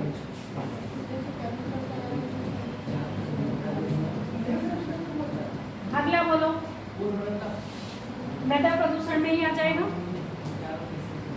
ये पॉइंट आप ही लोग निकालोगे, मैं नहीं निकालूंगी। ये थिंकिंग बेस है कि मृदा का अपक्षय क्यों हो रहा है, मृदा की हानि है। कीटनाशकों का प्रयोग इसी में आ जाएगा। मृदा प्रदूषण में अधिक कीटनाशकों का प्रयोग करते हैं, जिससे क्या हो रहा है? आपका मृदा प्रदूषित हो रही है।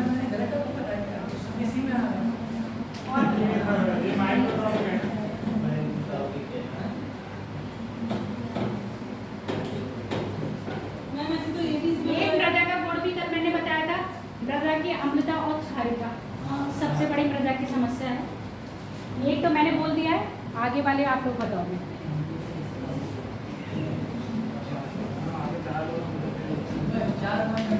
शारिता और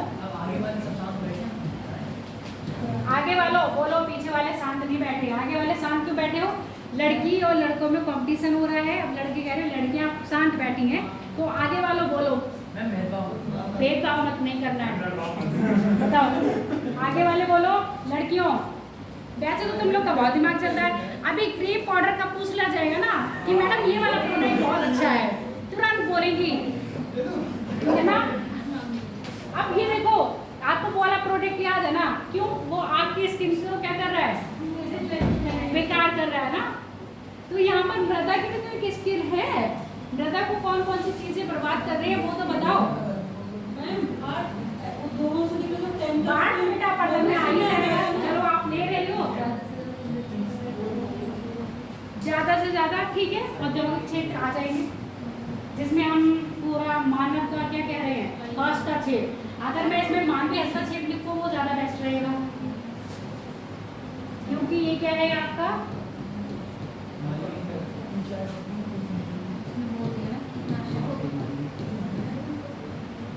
हस्तक्षेप। मैम एक वृक्षों का कटाव, वृक्षों का कटाव मानव ही काटेगा और वो नहीं काटेगा, ठीक है। क्योंकि मानव जब ये काटेगा तो मैंने क्या मानव क्या है, मृदा प्रदूषण एक अलग से आ जाएगा, क्योंकि मृदा प्रदूषण हम किसमें देंगे, कृषि के एस्पेक्ट से देखेंगे।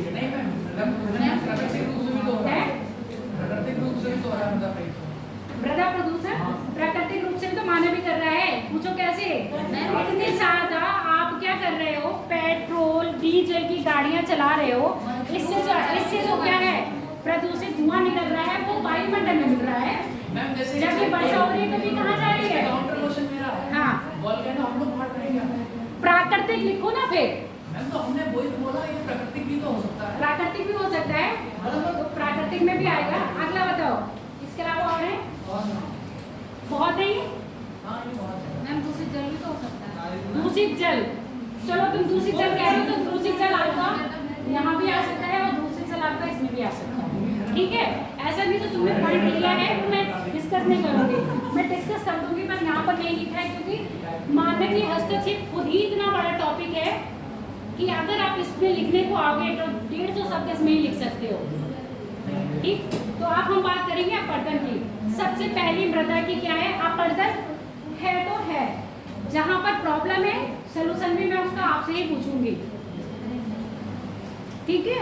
मृदा की सबसे बड़ी समस्या है मृदा अपरदन। जितनी स्पीड में मृदा बन नहीं रही है, कल मैंने बताया था मृदा को बनने में कितने लाखों वर्ष लग जाते हैं, पर आप अपरदन करने पर आओगे तो गड्ढा खोदने पर आओगे तो एक इतनी अच्छी मशीन आ रही है, उठा के गड्ढा खोदेंगे, पूरी मिट्टी उठा के कहीं फेंक देंगे, है ना। तो मृदा अपरदन जितनी स्पीड में हो रहा है, मृदा का बनना उतनी स्पीड में नहीं हो रहा। अब मृदा अपरदन के कोई एक कारण नहीं हो सकता, मृदा अपरदन के बहुत सारे कारण हो सकते हैं। मृदा अपरदन किसके कारण हो सकता है? नदियों द्वारा, नदियों के साथ साथ पवन द्वारा, तो पवनों लिख लिया, नदियां हो गई, पवन हो गया और वर्षा हो गई। नहीं होगा। पहली बात तो हम अपरदन का कारण क्या है, पवन कर ले, ठीक है। तो पवने हट जाओ तो पवनी आ जाओ, चलो ठीक है। ना भी गायब हो रहा है, बोलो अपरदन बताओ मुझे। अपरदन इन्हीं के कारण हो रहा है, नदियों के द्वारा, ठीक है। और किसके द्वारा? वर्षा के द्वारा। क्या करना है, जाऊं कहाँ, क्यों, कितने बजे कोचिंग होती है तुम्हारी? 2 से भी टाइम है, स्कूटी से आती हूँ 15 मिनट पहले। नहीं रहने दो, बहुत लोग झूठ बोल के जाते हैं, ठीक है। नदियाँ क्या कर रही हैं, नदियों में जब बाढ़ आती है तो कभी कभी ये बाढ़ क्या आ जाती है, ऐसे क्षेत्रों में आती है और अपने साथ किनारे की मिट्टी क्या करके ले जाती है, बाहर पे ले जाती है। कटाव कैसे रोका जाएगा इसका मुझे बताओ। यानी कि ज्यादा से ज्यादा वृक्षारोपण। नदी के किनारे अगर हम क्या कर देंगे, वृक्ष लगा देंगे, तो जो मृदा का अपरदन होता है वो अपरदन होना कम हो जाएगा। मैदानी क्षेत्र में सुन लो, मैदान में अगर वर्षा हुई या पानी बहुत तेज फ्लो हुआ, अब यही देख लो फील्ड में अगर घास या छोटे छोटे पौधे नहीं होते हैं तो आपको बारिश के बाद देखो तो वहाँ से मृदा क्या हो रही होती है, साफ हो जाती है, या तो उसमें क्या पड़ जाती है, नलिकाएं, नलिका पड़ के वो मिट्टी वहाँ की जो साफ हुई वो कहीं बह के और कहीं चली गई, तो इसी को क्या कह रहे हैं, मृदा का अपरदन। मृदा अपरदन वर्षा के कारण भी होता है, मृदा अपरदन पवनों के कारण भी होता है, और नदियों के भूस्खलन अपरदन के ही अंतर्गत आता है बेटा, क्योंकि मृदा का अपरदन तो वहाँ भी हो रहा है, मृदा एक स्थान से दूसरे स्थान फ्लो करके जा रही है, तो पहाड़ों पर अगर वो खिसक रही है उसका अपरदन हो रहा है, तो अपरदन को हम यहाँ लिख सकते हैं, जो तुम कह रहे हो भूस्खलन, तो भूस्खलन को भी इसमें कर सकते हो आप। मृदा अपरदन को रोकने का सबसे बड़ा साधन क्या है, ज़्यादा से ज़्यादा वृक्ष लगाएंगे। जब हम वृक्ष लगाएंगे तो ये वृक्ष क्या करते हैं, मिट्टी को अपनी जड़ों में फंसा के रखते हैं। जब ये मिट्टी को अपनी जड़ों में फंसा के रखेंगे तो मिट्टी का कटाव नहीं होगा। इसको आप इस तरह से समझो, अगर यहाँ पर इतनी फ्लो में मैं पानी छोड़ दूँ तो अगर आप सेपरेट सेपरेट बैठे हो तो क्या चले जाओगे, पानी के साथ बह जाओगे। अगर ये आप ये ह्यूमन चेन बना लो, एक दूसरे का हाथ टाइट से पकड़ लो, पानी कितनी भी तेज आएगा तो क्या होगा, आप क्या बह जाओगे, कोई नहीं जाएगा। अगर किसी एक का डिसबैलेंस नहीं बिगड़ा तो कोई नहीं जाएगा। सेम बात ये है, जब हम पेड़ लगा लेते हैं तो मृदा क्या होती है, मृदा के अणु आपस में बहुत अच्छी तरह से जुड़ जाते हैं। जब ये अणु आपस में जुड़ जाते हैं तो मृदा का कटाव नहीं होता है। तो इसका एक क्या हो गया कारण, और दूसरा क्या हो गया इसका बचाव कैसे करना है। तो यहीं पर आप हेडिंग डालते जाओ, उसी का लिख लो बचाव, उसी का लिखो बचाव। बचाव में क्या करोगे आप, पेड़ लगाना, ज़्यादा से ज़्यादा वृक्षारोपण करना। अगला देखो, अगला क्या है, मृदा प्रदूषण। जाओ, तुम्हारी नहीं है ना, मृदा प्रदूषण बताओ। ज़्यादा से ज़्यादा केमिकल का यूज करना, किसको, हाँ देखो, जब पेड़ पौधे क्या होते हैं, मिट्टी में नमी कम हो जाती है, वर्षा लाने वाला काम कौन करेगा, जहाँ ज़्यादा पेड़ पौधे होंगे वर्षा भी वहीं आएगी, और नमी की मात्रा को भी सुरक्षित कौन रखेगा, पेड़ पौधे रखेंगे ना। जब ये पेड़ पौधे नहीं होंगे तो डायरेक्ट प्रकाश क्या पड़ रहा है, सूर्य का पृथ्वी पर, और जितनी मृदा शुष्क होती जाएगी उतना ही वो क्या करेगी, उस स्थान से उठके दूसरे स्थान पर जाएगी। अब मैंने यहाँ पर इन सिटू और एक्स सिटू कहा था, इन सिटू का संरक्षण यानी कि उसी स्थान पे किसी का संरक्षण कर देना, और एक स्थान से दूसरे स्थान पर ले जाके किसी का संरक्षण करना, वो कहता है एक्स सिटू। तो एक्स सिटू में क्या, जो आपकी पवनें और नदियाँ होती हैं वो जब किसी मैदान या मृदा का निर्माण करती हैं तो उसको क्या कहलाएंगे, एक्स सिटू, यानी कि वो अपने साथ क्या करती हैं, एक स्थान की मिट्टी को ले जाकर दूसरे स्थान पर छोड़ देती हैं। आगे बात समझ में, ये क्या होता है एक्स सिटू, एक स्थान से दूसरे स्थान पर ले जाना, और इन सिटू मतलब उसी स्थान पर उसी चीज को संरक्षित करना। अब इस मृदा को उसी स्थान पर संरक्षित करना है तो उसके लिए हमें क्या करना पड़ेगा, पौधे लगा देने, मृदा का अपरदन नहीं होगा और मृदा इधर से उधर फैलेगी नहीं। प्रदूषक में बताओ, ज़्यादा से ज़्यादा फर्टिलाइजर का यूज करने पर ये क्या होता है, मृदा की उर्वरता को कम कर देता है, क्योंकि ये केमिकल बेस्ड होते हैं। जब ये केमिकल होते हैं, कीटनाशक का जो यूज करते हैं फसलों के लिए, इसमें भी क्या होता है, प्लास्टिक का बहुत ज़्यादा यूज, जितने भी आपके जो हाइब्रिड फसलों का अधिक उत्पादन और बहुत समय से पूर्व उत्पादन करने के लिए, या फसलों में कीड़े पौधे ना लगे, मतलब कीट ना लगे, इसलिए हम क्या है केमिकल लगाते हैं। और ये केमिकल का जो छिड़काव करते हैं, जब हम इसको पानी, वर्षा होगी या पौधों में पानी डाला जाएगा तो वो केमिकल क्या होते हैं, बस जल के साथ घुलनशील होकर मृदा में ही मिल जाते हैं। जब ये मृदा में मिल गए तो उस मृदा की उर्वरता वो कम कर दिया। तो यहाँ इसके लिए क्या करना चाहिए, इसके लिए हमें जैविक खेती पर आना चाहिए। जैविक खेती कौन सी वाली, वही जो हमारे पूर्वज क्या करते थे, गोबर डाल के, और या आपके जो पेड़ पौधे हैं, सड़े गले पेड़ पौधों से बायोलॉजिकली खाद बनाना और इसको क्या करना, खेतों में डालना।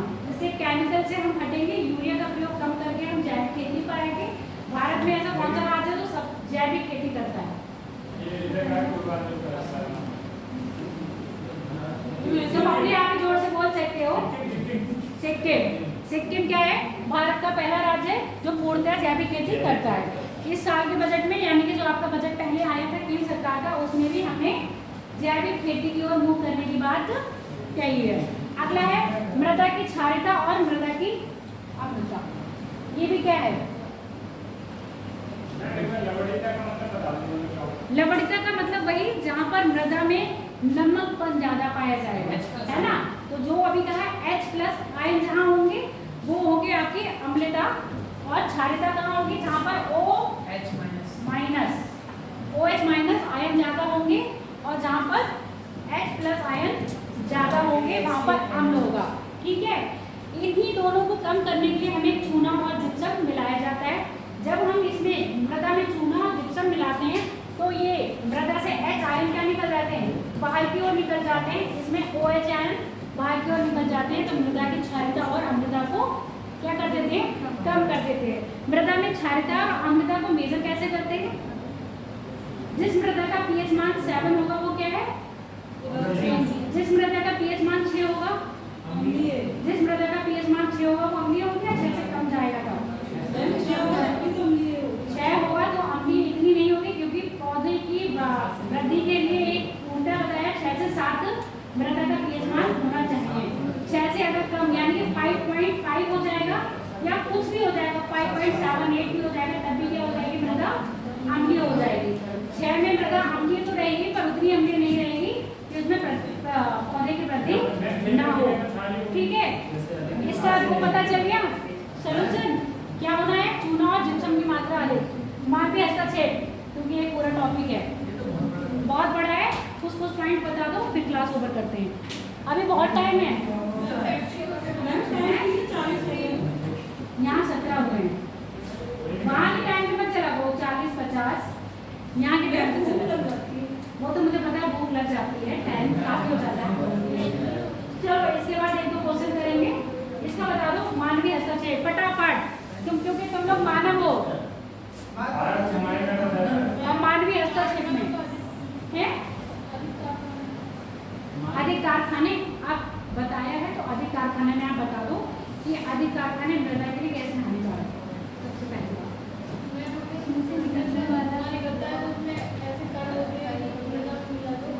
ठीक है, पहली बात तो मैं ठीक गई। अधिक कारखाने लगाने के सबसे पहले हमें चाहिए लीला। आई बात समझ में?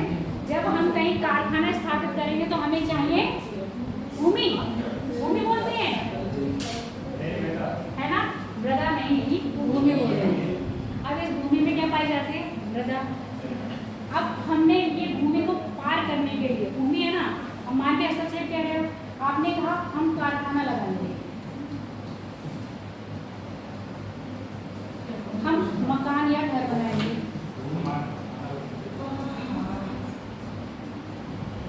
कारखाना भी लगा रहे हैं, मकान या घर बना रहे हैं, हम क्या करेंगे? औद्योगिकीकरण करेंगे, जिसमें हमारे कारखाने आ रहे हैं, हम यहाँ पर इसको कारखाने में लिखे, अगर हम औद्योगिकीकरण लिखते हैं सबसे बेस्ट रहेगा।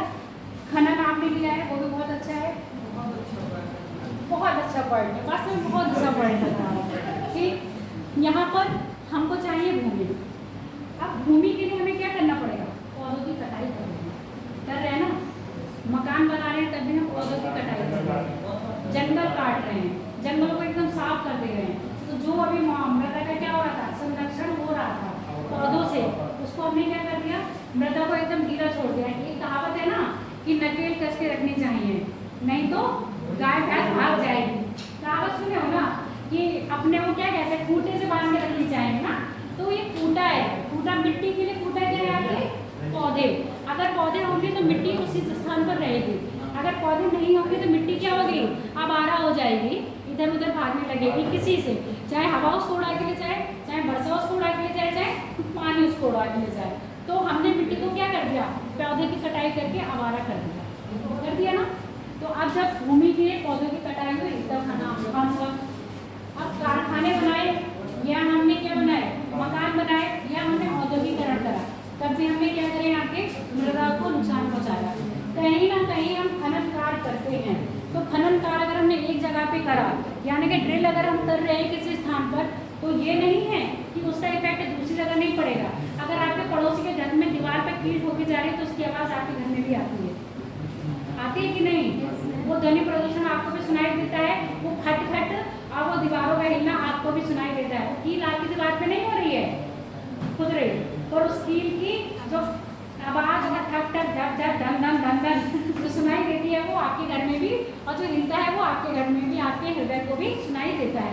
तो सेम यही बात है, जब हम खनन करेंगे जो ड्रिल हो रहा है तो उस भूमि को तो नुकसान पहुंचा रहा है, उसके आसपास के क्षेत्र को भी क्या कर रहा है, कमजोर कर रहा है। तो उसके आसपास की मृदा भी क्या हो रही है, कमजोर हो रही है। अब आपने ये कहा मैम जो आपका लैंडस्लाइड होती है, अब हम पर्वतीय क्षेत्र में क्या बना रहे हैं, बहुत सारी क्या बोलते हैं सुरंग निर्माण कर रहे हैं। सुरंग निर्माण के लिए हम लोग क्या कर रहे हैं, उसके लिए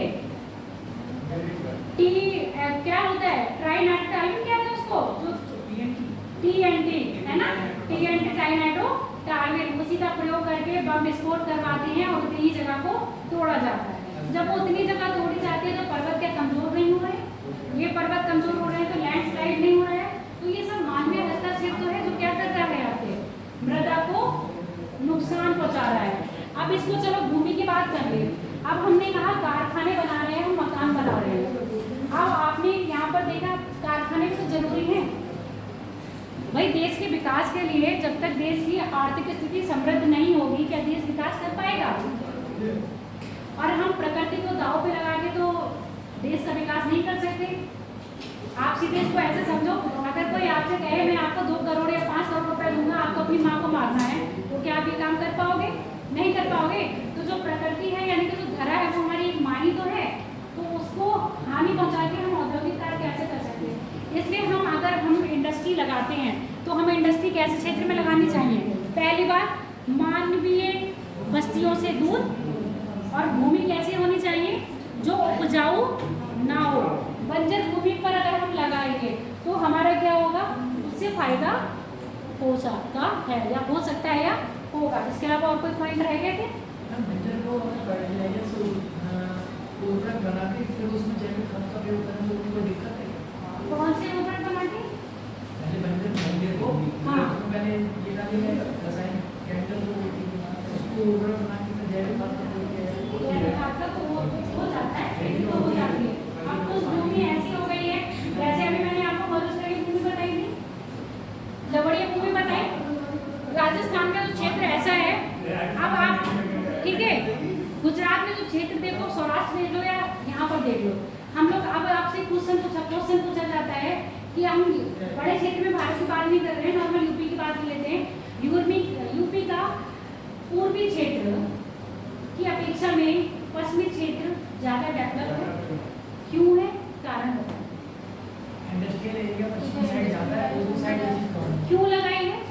क्योंकि इधर उर्वरकता मतलब उपजाऊपन ज्यादा है। उपजाऊपन कम है, अभी वहाँ पर क्या लगा दिया है, फैक्ट्रियाँ लगा दी गई हैं, क्योंकि वो NCR का क्षेत्र है, दिल्ली से लगा हुआ है। तो किसी भी राज्य की राजधानी क्या होती है, एक मेन अट्रैक्शन पॉइंट होता है, उसके आसपास के क्षेत्र बहुत जल्दी डेवलप किए जाते हैं।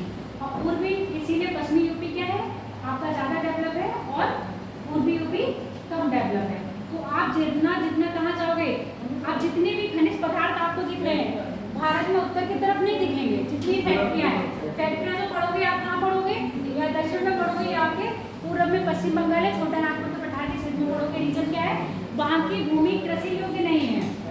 वहाँ की भूमि पे क्या मिलता है आपको, खनिज या धात्विक पदार्थ ज़्यादा मिलते हैं। तो इसलिए वहाँ पर क्या है, इंडस्ट्री को क्या कर दिया गया है, डेवलप कर दिया गया है। आगे बात समझ में? ठीक है, अब 1-2 क्वेश्चन जरा पूछ रही हूँ, उसके आंसर देना फिर जाओ। कितना रह गए? अभी 5 मिनट रह गए, 5 क्वेश्चन हो जाएंगे। क्वेश्चन 5 क्वेश्चन बताओ। बैठो सर, चलो तुम पे बैठो सर। अब तुमको मैं सर ही कहूँगी।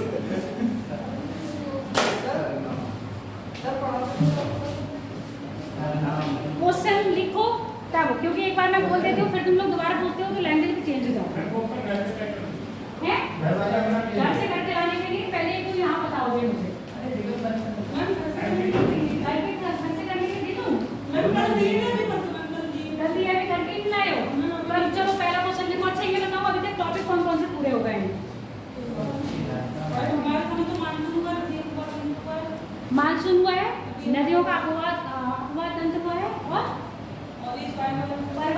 मैदानी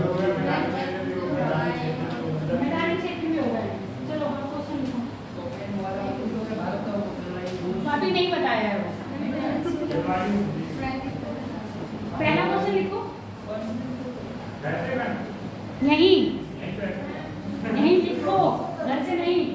फिर मैं बोलूंगी, फिर तुम लोग भूल जाते हो। क्या हो गए रिसोर्स तुम्हारे पिछली बार में? अभी कुछ नहीं हुआ है। हाँ जाओ, टेस्ट होगा। पहला क्वेश्चन लिखो। एक तरफ लिखो पर्वत। कहाँ साक्षी, तुम्हें हिलने नहीं दूंगी आज मैं। एक तरफ लिखो पर्वत, एक तरफ लिखो उनकी विशेषता। एक तरफ पर्वत, एक तरफ विशेषता। पर्वतों में नाम लिखो। क्योटो टैक्सी,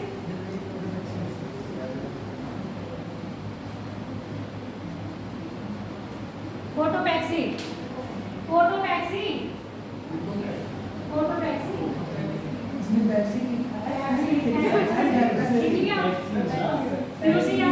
फ्यूजियामा मत लिखना, फोटो टैक्सी लिख लिया। तंजानिया, ओ सॉरी फ्यूजियामा लिख, फ्यूजियामा मत लिखो, फिर एक सा हो जाएगा। ऑप्शन मुझे बनाने हैं ना। क्या लिखे आप? फ्यूजियामा में लिख लिया। अब मुझे देश लिखवाने पड़ेंगे फिर मुझे देश लिखवाने पड़ेंगे। इसके बाद किलिमंजारो लिखो। किलिमंजारो, किलिमंजारो लिख लिया। अपलेशियन लिखो।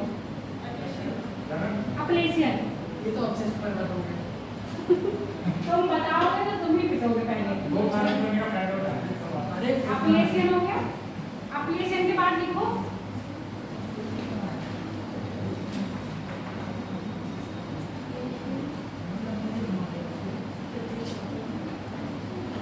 काकेसस।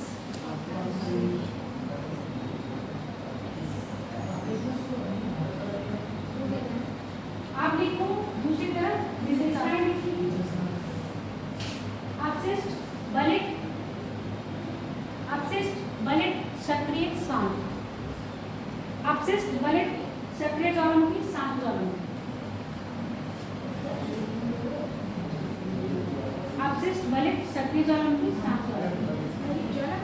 हाँ, सक्रिय ज्वालामुखी और शांत ज्वालामुखी। आप मैच का फॉलोइंग करो और बताओ कौन सी किसकी विशेषता है। और इसी के आगे अगर लिखना चाहो तो देश भी लिख लो। अगर इसी के आगे लिखना चाहो तो देश भी लिखोगे, वो अपने आप ही लिखोगे और बताओगे जवाब। ठीक है, एक ही क्वेश्चन में कितने क्वेश्चन आ गए? देखो पहले ढूंढ रही है, रखो चीटी में बंद करो। मैम इसमें नहीं लिखा है सर, तो मैंने टोटल कॉन्फिडेंस भी ले दिया। तो ढूंढना ही नहीं है, दिमाग को इस्तेमाल करो। ठीक है, सवाल करने के लिए जल्दी बताओ। अबे यहाँ कॉपी बंद कर दी अभी। इस क्वेश्चन के बाद एक क्वेश्चन और है, फटाफट बताओ, मिलाओ, बताओ प्लीज बताओ। अब मैं पूछूं, कोटोपैक्सी क्या कौन सा पर्वत है? कोटोपैक्सी कैसा है? बलित पर्वत है, शांत है, सक्रिय ज्वालामुखी है। कहाँ पर है कोटोपैक्सी? इक्वाडोर।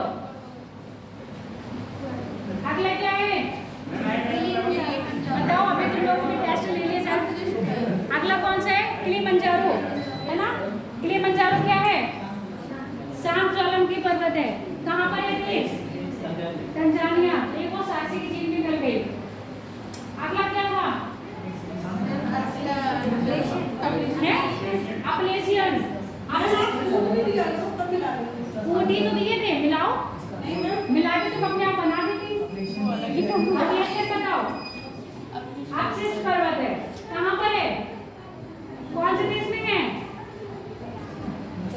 अपलेशियन है, अपलेशियन यूएसए। और यूएसए के कौन से साइड में है? देखो ऊपर नीचे पूर्व में है, दक्षिण पूर्व। पश्चिम कहाँ जाएगा बेटा अगर मैं बनाऊं? अरे चलोगे तुम नहीं?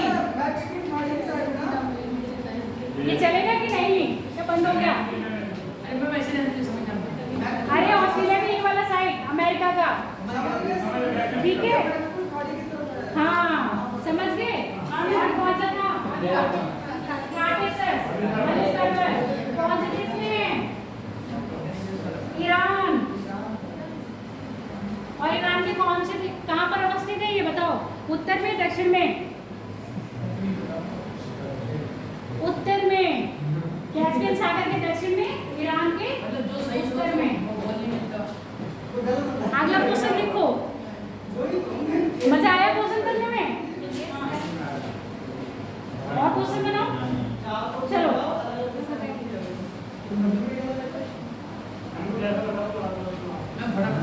जो आता हो। चलो ठीक है।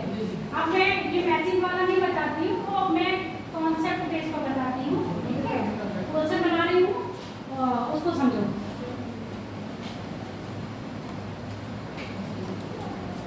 किनारे की जलधारा, क्वेश्चन लिखो ना। किनारे की जलधारा, किनारे की जलधारा। अरे हो गया, क्वेश्चन लिखो, पूरा लिखो। कथन कारण मतलब ये है कथन कारण होंगे या 2-3 ऑप्शन दूंगी, पूछूंगी कौन सा सही है। किनारे की जलधारा एक गर्म जलधारा है जो प्रशांत महासागर में बहती है। किनारे की जलधारा एक गर्म जलधारा है जो प्रशांत महासागर में बहती है। आगे देखो, महाद्वीपों के पूर्वी तट पर, हाँ महाद्वीपों के पूर्वी तट पर, महाद्वीपों के पूर्वी तट पर ठंडी जलधाराएं प्रवाहित होती हैं। महाद्वीपों के पूर्वी तट पर ठंडी जलधाराएं प्रवाहित होती हैं। स्थल से तट की ओर आने पर, स्थल से तट की ओर आने पर वर्षा की मात्रा में वृद्धि होती है। स्थल से तट की ओर आने पर वर्षा की मात्रा में वृद्धि होती है। तीसरा पॉइंट है ना? हाँ तीसरा पॉइंट है। चौथा लिखो। एक मिनट के जा रहे हैं। एक मिनट दिला रहे हो, ये सारे पॉइंट हैं। तीसरा 3 हो गए, चौथा पॉइंट लिखो। चौथा पॉइंट लिखो, बैठ जाओ, कोई दिक्कत नहीं, बस ये लास्ट क्वेश्चन है। चौथा पॉइंट लिखो। चौथे पॉइंट में बनाओ। चलो चौथा पॉइंट में बनाती हूँ। चौथा पॉइंट लिखो। तीसरा क्या है? स्थल से इस तरह से तट की ओर जाने पर वर्षा की मात्रा बढ़ती है। चौथा पॉइंट लिखो।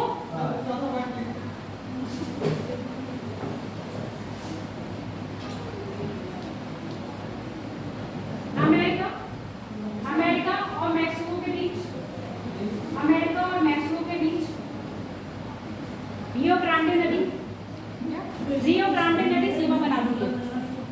रियो ग्रांडे नदी सीमा बनाती है। अब बताओ कौन से, बैठो कहाँ आंसर बता के जाना है।